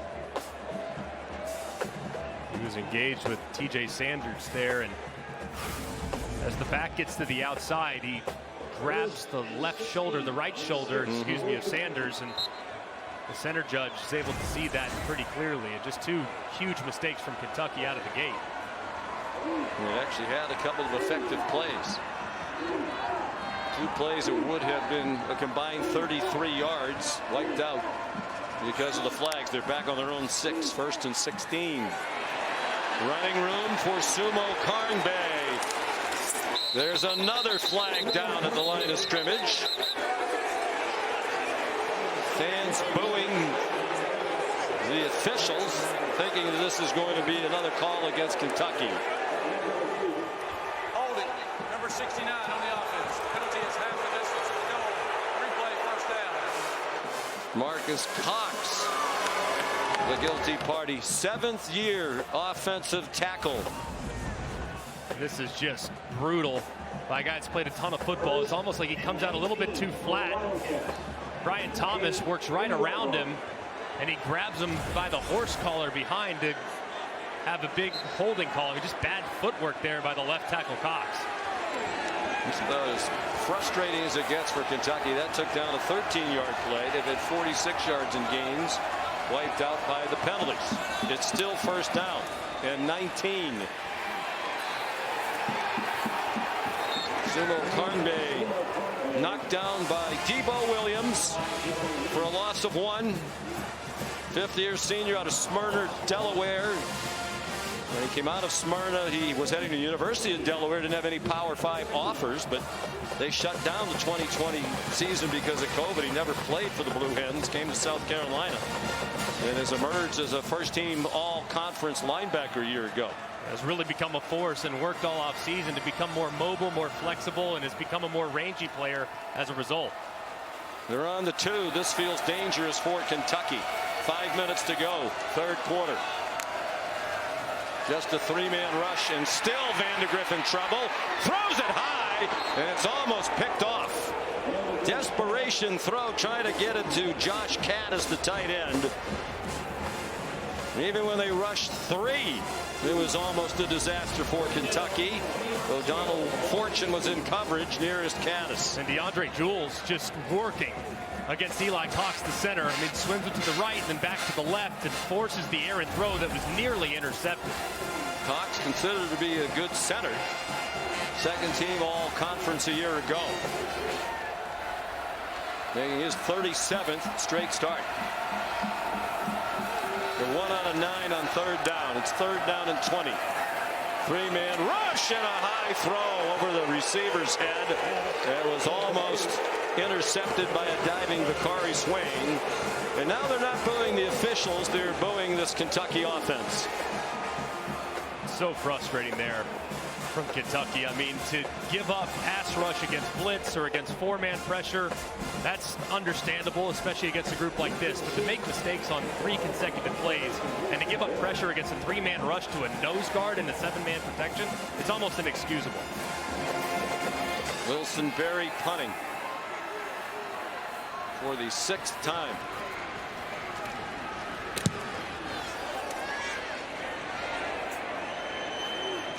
Juju McDowell caught it on the run. Made the 1st man miss, but not the 2nd. And he's down at the 47-yard line, tackled by Maxwell Hairston. 48-yard punt. 3-yard return. 11-point lead for the Gamecocks.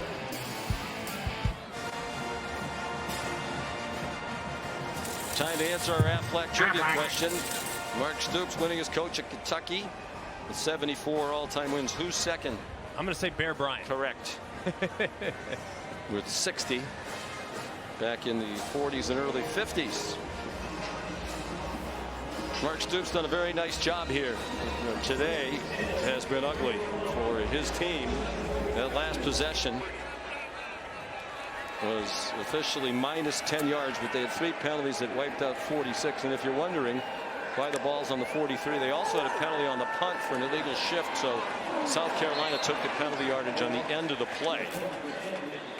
Pass from Lenora Sellers through the hands of Rocket Sanders. Sellers was originally committed to go to the University of Virginia when Brocco Mendenhall left as head coach.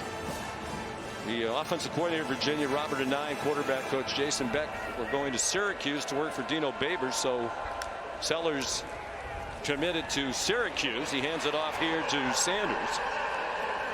But after a very good senior season, there's a flag down on this play too. South Carolina came after him hard, and he decided he wanted to stay close to home. He's from Florence, South Carolina, won a state championship in his senior season. Become a flag fest here in the 3rd quarter. Holding on the offense, number 3. 3 plays, 2nd down. Mazio Bennett has otherwise had a terrific day, including a touchdown reception. That wiped out a 6-yard gain. constantly mistakes right now from both offenses. And these defenses are great. I mean, they fly around. They're a handful, both of them, along the lines of scrimmage. But, man, there's been some really bad fundamentals with the technique trying to block, not just up front along the offensive line, but on the perimeter as well. That's 2 holds now on South Carolina receivers. And you wonder where the production is going to come from the wide receiver group for South Carolina. We mentioned the lack of big play running backs for Kentucky.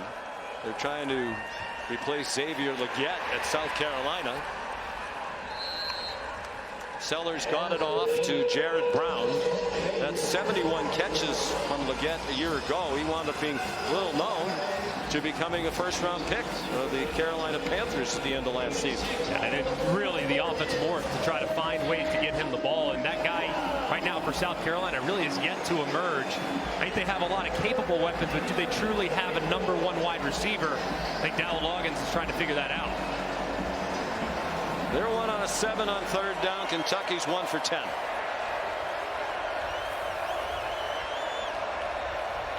Bennett went in motion and came back. Sellers a clean pocket, pulled it down, and then completes one for a first down. Out of bounds at the 31-yard line. Jared Brown with DJ Waller Jr. making the tackle. A gain of 13, and their best cornerback, Maxwell Hairston, is on his way to the Kentucky locker room. Yeah, potentially a big loss to a guy that's been so effective in intercepting balls and kind of changing the momentum of the game. So potentially a big loss there for Kentucky. Straight ahead, Rocket Sanders to the 27. Molly?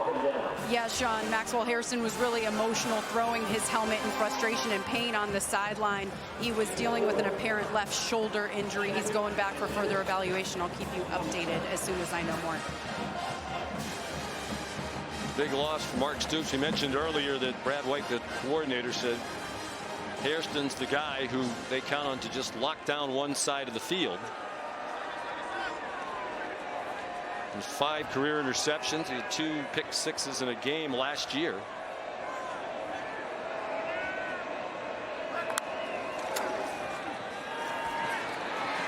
Sanders rumbles inside the 25. He comes up about a yard short of the first down. DJ Waller, another tackle. He is in there for Hairston, the backup corner who transferred to Kentucky from Michigan. Big down here for Kentucky's defense, forcing a field goal after really South Carolina had great field position after the terrible drive by their offense. Forcing them to settle for 3 would be absolutely massive to kind of swing momentum back onto their side. De'Aaron Jackson came off the field, as you saw. He's been their leading tackler the last couple of years. So Kentucky defending a 3rd down and 1 with 2 minutes to go in the 3rd quarter. Trying to stay in the game without a couple of their best defensive players on the field.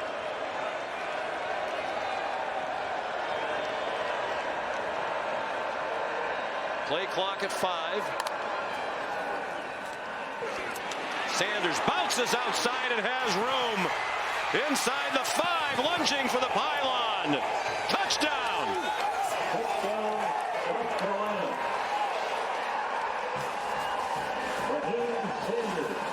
22 yards for Raheem Rocket Sanders, and South Carolina is pulling away. And how about South Carolina's back? Rocket Sanders looking a little bit like the Arkansas version of himself from a couple years ago, as the progressive pylon cam shows that ball crossed the plane. Yes, it does, in the left arm. Great effort there as Rocket Sanders refuses to go down. Doesn't look like any part of his body is down. It's like his left backside starts to get down, but the ball at that point was already extended. So unlikely that there will be anything to see on this review that would overturn the call. And how about the run there on 3rd and short? I think the only question here is, does 1 foot touch the sideline around the 2-yard line there? Right. And where's the ball at that point, too? Yeah. The foot is clearly out of bounds there. And then the question was the ball already over the pylon? See it extend here. Foot's out right there. Now sync things up to look as to whether or not that ball has crossed the plane. Now you need to leave the producing to Phil Dean. All right.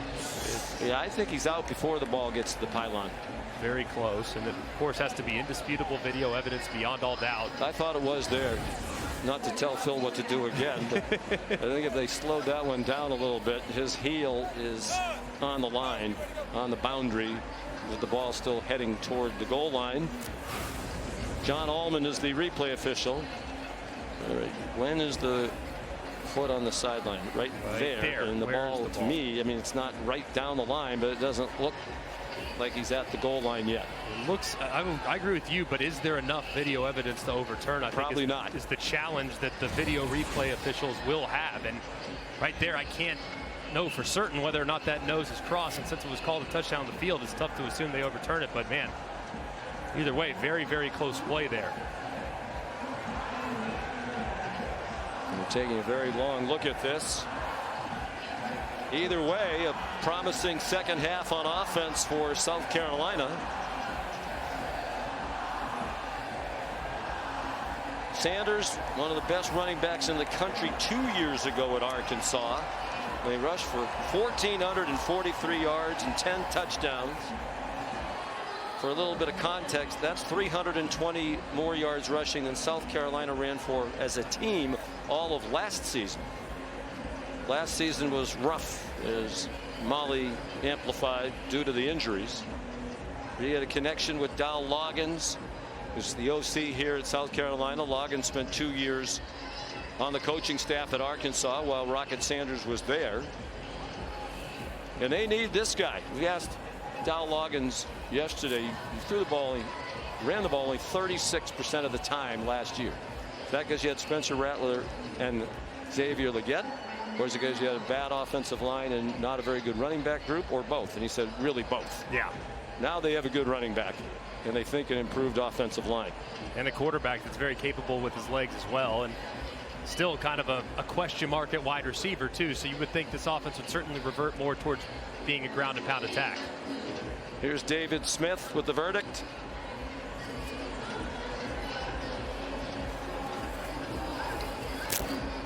David's not a big rush today.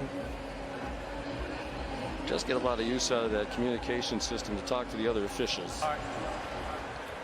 After further review, the runner was out of bounds prior to the ball breaking the plane of the goal line. The ball will be placed at the 1/2 yard line. First down. Well, I'm not sure it was conclusive, but I think if we both had to bet the house, we would bet that they got this right. I would think so, too. I would agree. And it was close for sure. It was a great effort. Now with this new lease on life, what can Kentucky's defensive line do? First and goal for South Carolina. South Carolina 112 yards of offense in this quarter, more than the 101 they had the entire first half. Sellers trying to follow a lead blocker. He got driven back. I think they'd have him push it into the end zone a lot around the goal line, as strong as he is, particularly in the lower body. 240 pounds. I mean, you would like for the quarterback downhill run type of run right there. He was a little bit slow to hit it, never really developed any forward momentum. So would think on these next couple carries, if he gets a chance, he's going to put his foot in the ground and be aggressive and attack that line of scrimmage at 100 miles an hour. We spoke with the Kentucky coaches yesterday. Brad White said Sellers reminds him of Anthony Richardson, which is a big compliment. Flag thrown. Raheem Sanders clearly got into the end zone that time. Well, there's a flag thrown. And this replay review could turn out to be big if South Carolina winds up not scoring a touchdown. Offense, number 87. 10-yard penalty from the previous spot. Replay, second down. That gave Shane Beamer a headache. Brady Hunt, the transfer tight end out of Ball State. And just a massive play right here. You're going to see Brady Hunt really just bear hug J.J. Weaver. I mean, that left arm all the way wrapped around as Rocket Sanders tries to work to the outside. I mean, just enormous right there. You cannot have a hold on the goal line. You got to do whatever it takes to keep those hands inside. And Shane Beamer looks on in agony as his offense is in a tough spot now.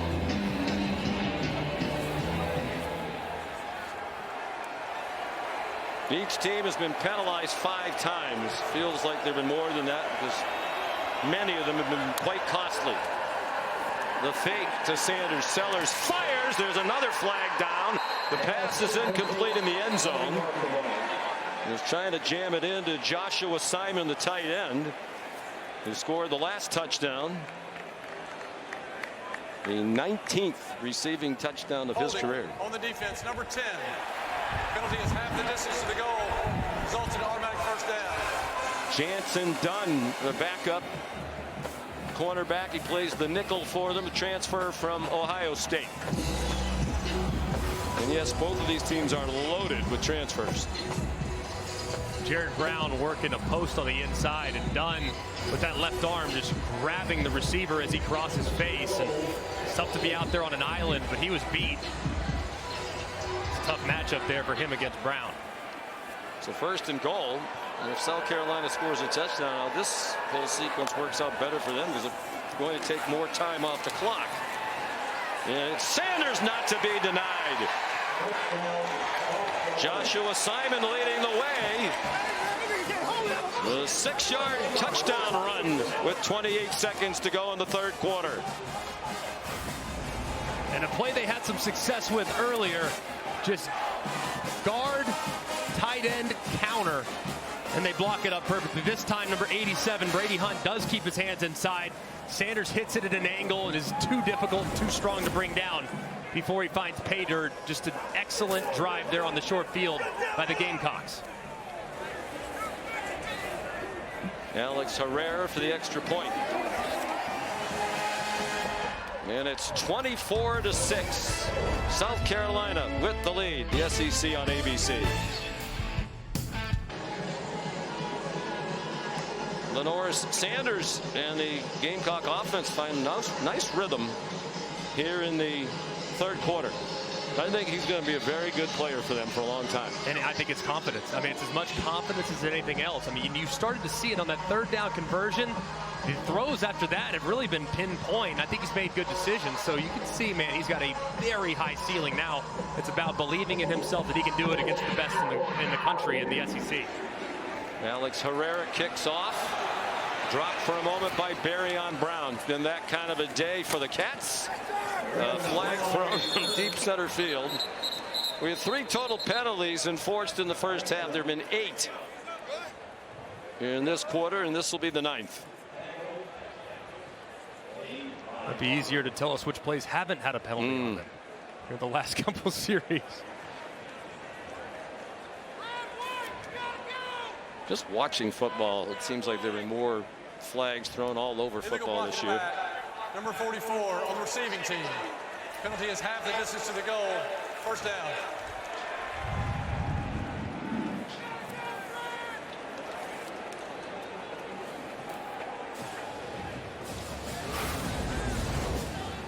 And let's go back to the AT&T Connected Cam. This is a 3-man rush on the last drive, and this has been the story of the day.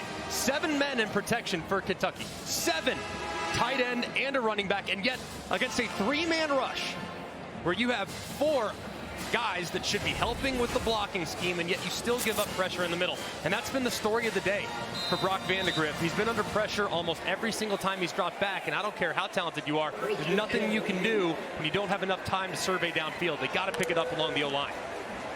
He has 3 completions today. He's been sacked 4 times. He's taken a beating. And that will likely be the last play of the third quarter. Now, he came out last week against Southern Miss, ran the ball a couple of times, and he lowered the shoulder to deliver a hit. He said Party was so amped up, he hadn't played in a long time. He also wanted to show his new teammates that he was dedicated to winning at any cost. ESPN's presentation of college football on ABC will return after this message and a word from our ABC stations. Coach, how will you rally this team to come back and win this? Well, we got to do something because right now it's an embarrassment. Just error after error, self-inflicted wounds, penalties. It's ridiculous. All right, thanks, Coach. Thank you. As usual, directed to the point, Mark Stoops. His team down 24-6 as we head to the fourth quarter. A lot of the folks have left Kroger Field. Brock Vandagriff, terrible pass into coverage. Nick Eamon-Wari bringing it back. Nick Eamon-Wari scores a touchdown. Right on cue, self-inflicted wounds. That was a terrible decision by Vandagriff. His receiver was surrounded. Eamon-Wari picked it off and brought it back 25. Fitting that the defense should score. And Eamon-Wari's eyes are in the backfield, obviously not at this exact moment, but in a moment they will be. And he's watching the whole way, and he just watched Vandagriff as he drifts back. He drifts right underneath the intended receiver, makes the interception. Vandagriff trying to get something going, doesn't see the underneath coverage, throws it right to Eamon-Wari, who takes it to the house for the pick six. Just a tremendous second half performance from this South Carolina defense, both up front and in the secondary. Third career interception for Eamon-Wari, a junior from Irmo in the Columbia area. And a starter almost from day one. On the offense, number 7. That 15-yard penalty will be added at the kickoff. We'll have the try. That is number 7's first unsportsmanlike conduct foul of the game. You refer to them as the offense. He actually plays defense, but feels like offense. I guess in this instance, since it was after the play, he could be deemed to be part of the offensive team. They're kicking an extra point.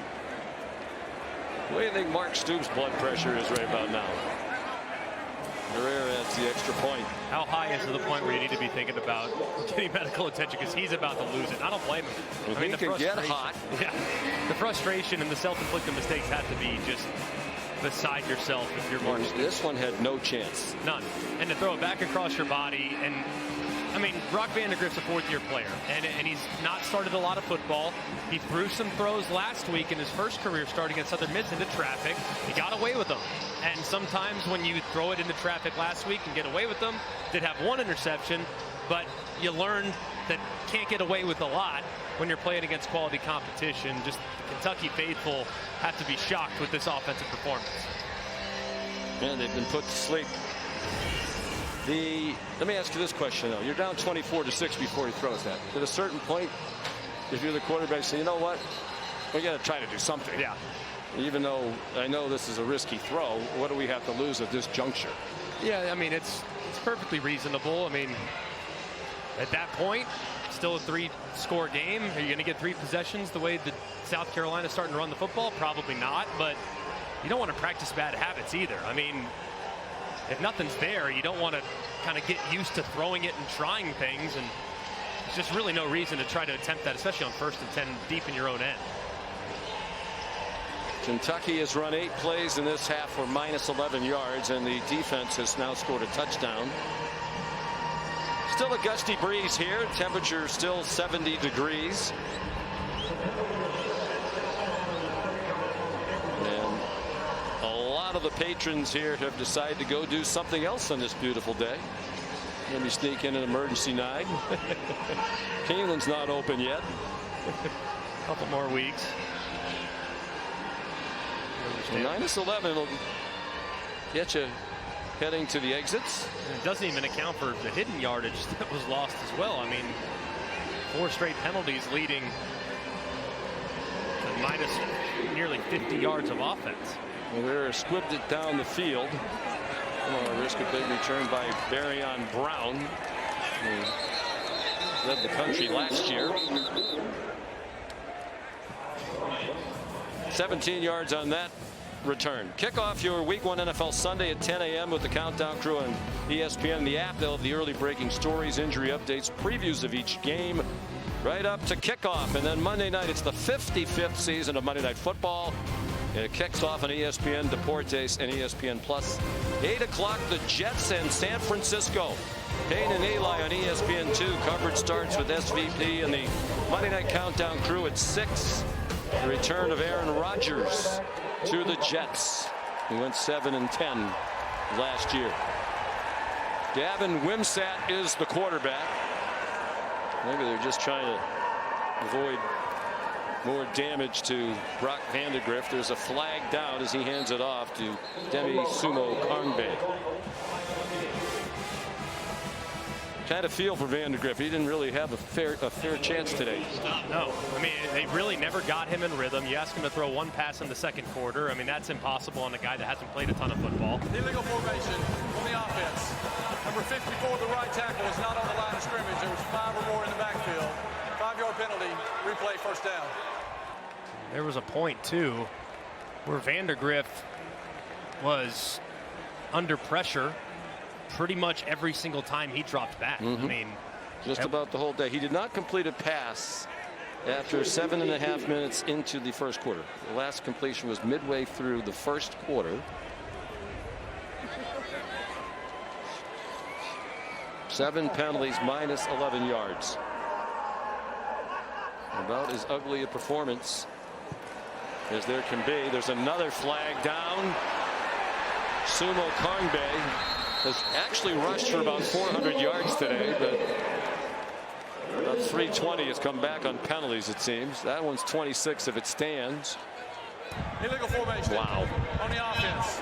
Number 54, the right tackle, is not up on the line of scrimmage. Therefore, there was 5 or more players in the backfield. 5-yard penalty. Replay, first down. I know this is a point of emphasis.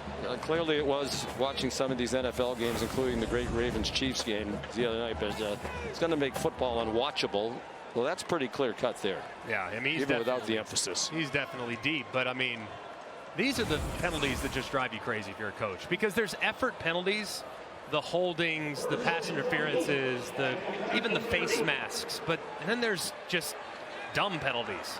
Illegal formation, illegal shift, unsportsmanlike. I mean, those are the things that just drive coaches insane. And my goodness, how many have Kentucky had today?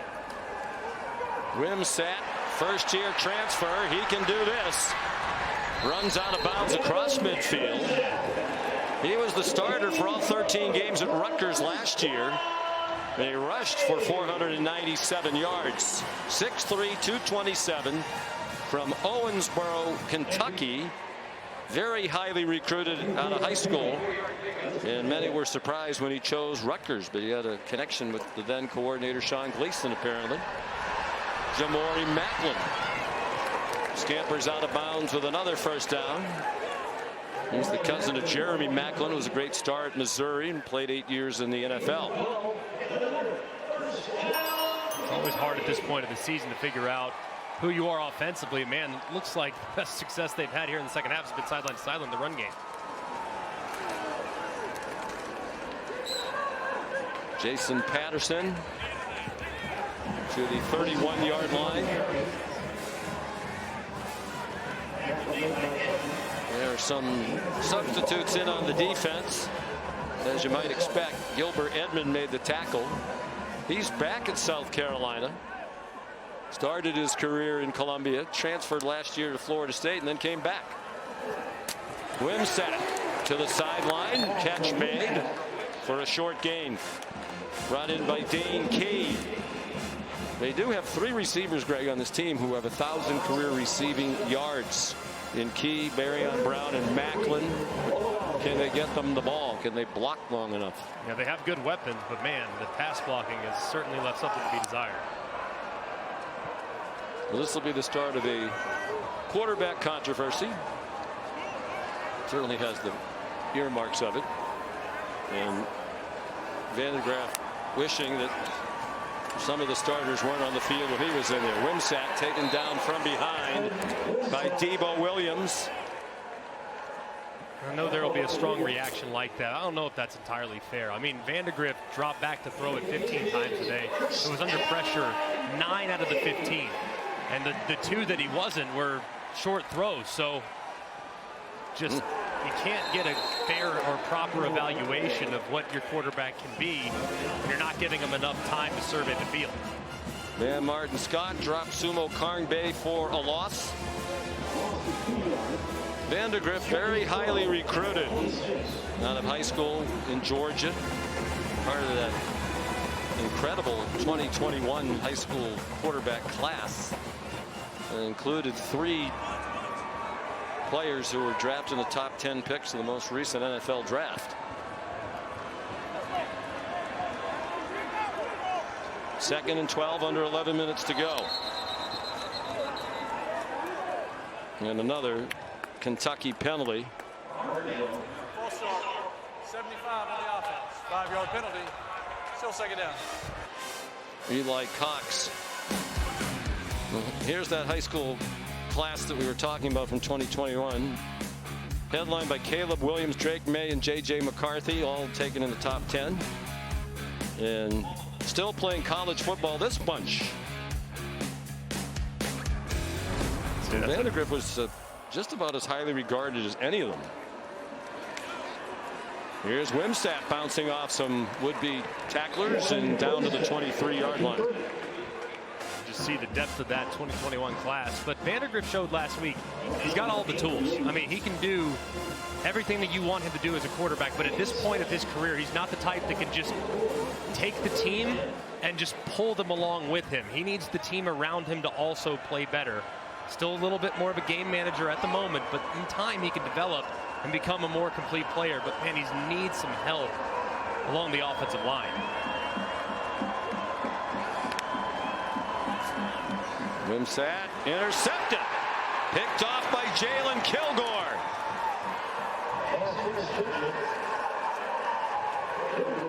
And again, talking about the Kentucky struggles on offense for Mark Stoops. Give this defense credit. They are terrific at every level. Plenty of talent, more depth than they've had in the past. Second interception of this season for Kilgore. He brought it back 14 yards.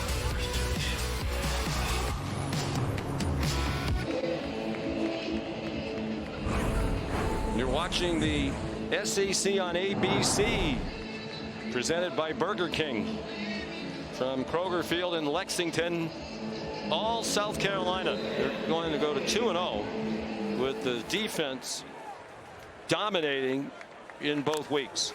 Last week against Old Dominion and today here against Kentucky. Under 10 minutes to go. Juju McDowell, the ball carrier. Deion Walker made the tackle. Gain of 4. SEC football continues tonight on SEC Network. 7:45 Houston against number 15 Oklahoma. Download the ESPN app or go to espnplus.com/schedule to watch all the action.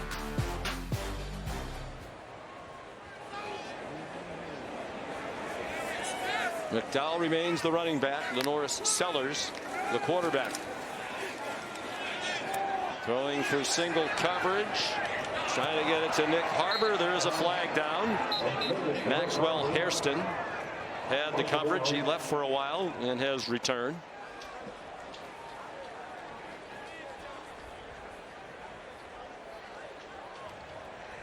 Pass interference on the defense. Number 11. 15-yard penalty from the previous spot. Automatic first down. Zion Childress called for the penalty. Well, Nick Harbor is an intriguing football player, dual sport athlete, great track athlete. 6'5", 235. There's many in the fan base for the Gamecocks who would like to see him get more involved. And I think that I understand because he's great on the video game. He's elite speed, elite size, game-changing guy that gets off the bus. But at this point of his development, he's still a bit of a work in progress. He's not a guy that's played a ton of receiver. He played defensive end in high school, played a little bit of tight end, but didn't necessarily want to gain the weight because that would have an impact on his performance on the track. So he's a full-time wide receiver and still learning the position, the nuance of the position. So in time, the staff has done a great job with wideouts in the past, but he, at this point, is not ready to be an alpha dog wide receiver, but the skill set is there. Chance to get him some reps in this situation. To track All-American, he's run a 10.11 in the 100 meters. Michael Smith down the sideline. They're well into Kentucky territory, all the way down to the 20-yard line. Goes the freshman from Savannah, Georgia. The true freshman who was not there for spring practice, so he's still learning. He only arrived in fall camp. That's a 36-yard play. And they're starting to make the offensive stats look good, or at least better. Well, there's a chance they could be going to 2-0 without reaching 300 total yards of offense in either game.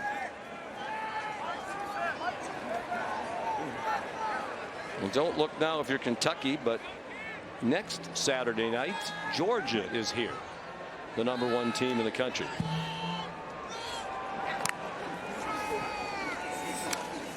Juju McDowell with another flag down. And helmet off. Kentucky, by the way, was flagged for 1 penalty in the first half. They're now up to 11. Really uncharacteristic, it feels like, too. I mean, this team is a team that always seems to do kind of the little things, and it feels like a group that can kind of grind on you, and they've really developed offensively the last few years. But, man, this is really uncharacteristic. The offense, number 75, 10-yard penalty from the previous spot. Replay, first down. Case and Henry, the right tackle, one of the reasons they think their offensive line should be better this year. He's back healthy. He got injured in their opener last year against North Carolina. Oscar Attaway III has come in at running back, a transfer from North Texas. South Carolina brought in 21 transfers this year. Kentucky 15. Attaway dumped immediately by Alex Afari Jr. The loss of 1. So South Carolina is going to win its SEC opener for the first time since 2017 against Missouri. They had lost 6 straight conference openers, which was the longest for the Gamecocks since they entered the conference in 1992, and the second longest active streak behind Vanderbilt's 12 straight season opening SEC defeats.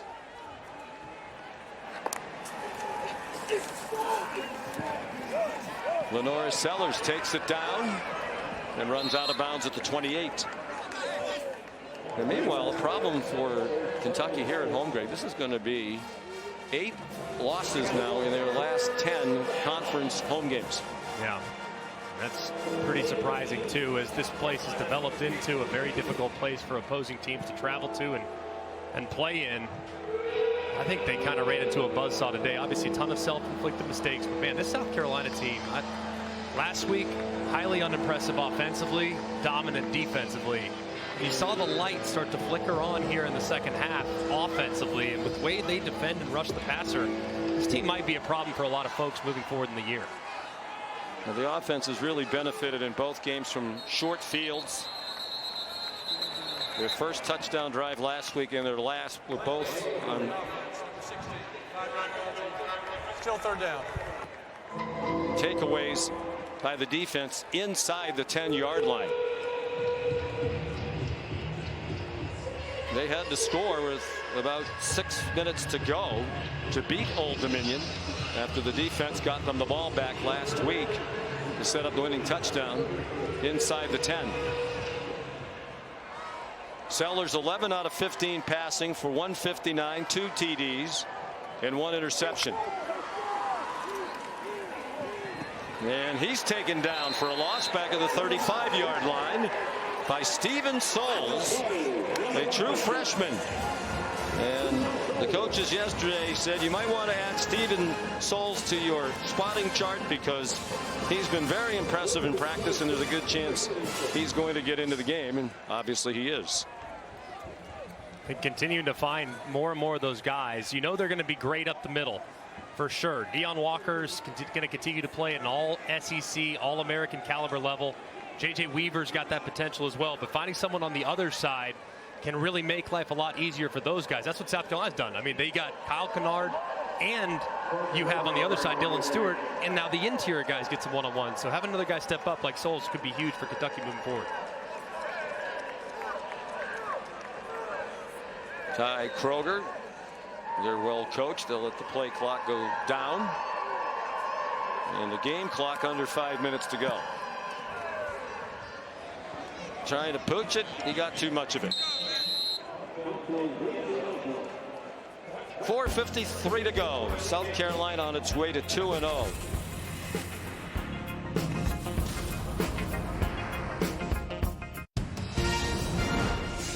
SEC on ABC is presented by Burger King. You rule.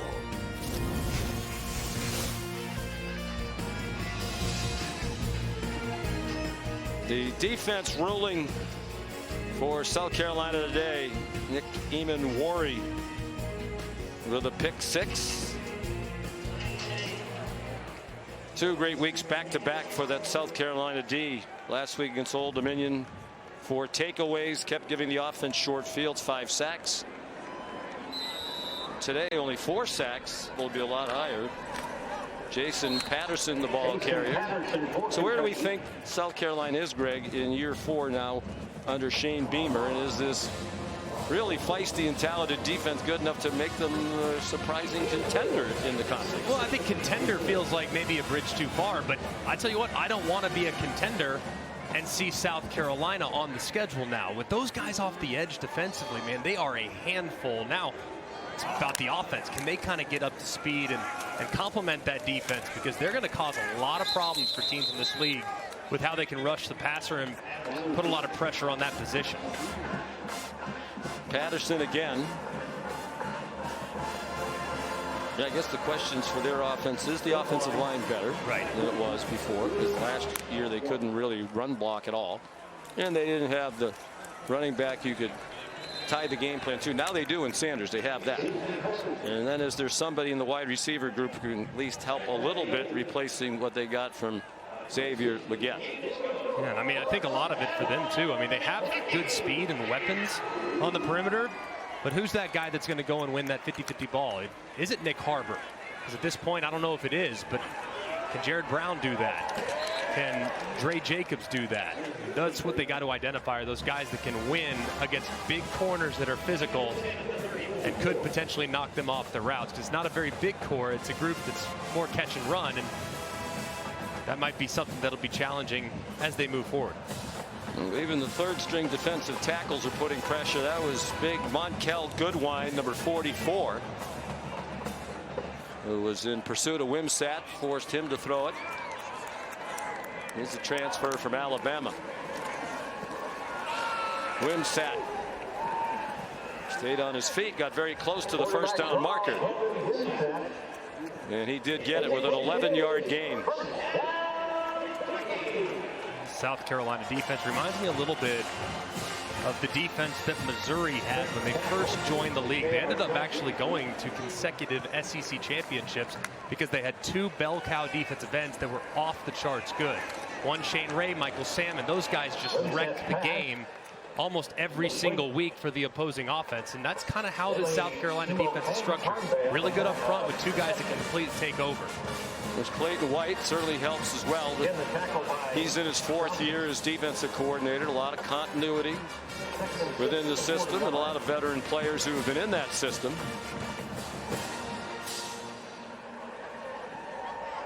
Wimsatt 2 out of 4 passing now for 7 yards. He's rushed 5 times for 48 yards. Sumo Karngbe has 70 yards. He actually has -3 rushing in the second half. Had several gainers taken away by penalties here in the second half. Fred Ferrier, the 2nd on the catch. 3 years at UAB and now here at Kentucky.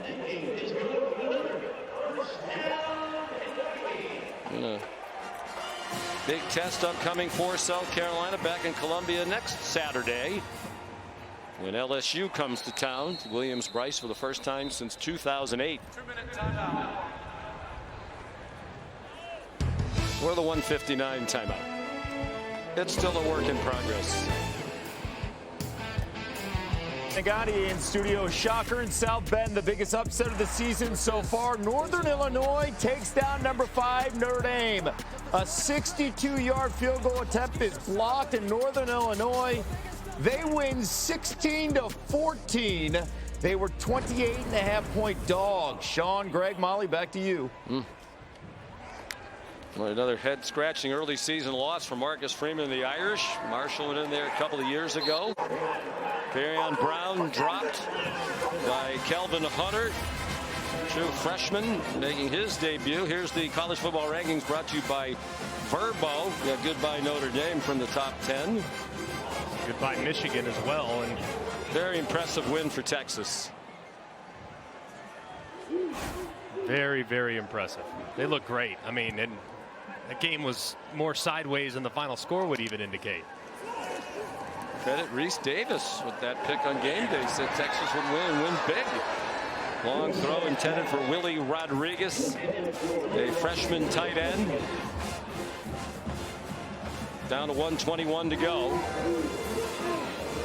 If it stays this way, it'll be the largest road win for South Carolina under Shane Beamer. His first season was 2021 with a 25-point margin right now. It'll be their third SEC road win in 4 seasons under Beamer. Here's another flag, and Wimsatt is taken down. Another sack for this South Carolina defense with the subs on the field. Holding on the offense, number 69. That penalty is declined. 4th down. Monkel Goodwine in on the sack. There's more college football action after our game tonight. And there's a good wine for Greg McElroy as well. 7:30, Tennessee and NC State, both in the top 25 in the Duke's Mayo Classic from Charlotte, a neutral site game. It's really going to be a fascinating matchup. I love the way NC State plays defense, and I love the way Tennessee plays offense. I mean, it's just going to be awesome to see Tony Gibson and that defensive coordinator and that staff on NC State's defensive side against Josh Heupel on the offensive side. It's going to be an amazing cat and mouse game. And can you pronounce Nico's name for me again? Nico Iamaleava. Iamaleava. Good for you. Yeah. Willie Rodriguez could not make the catch. 1 minute to go. The celebration has already begun on the Gamecock sideline.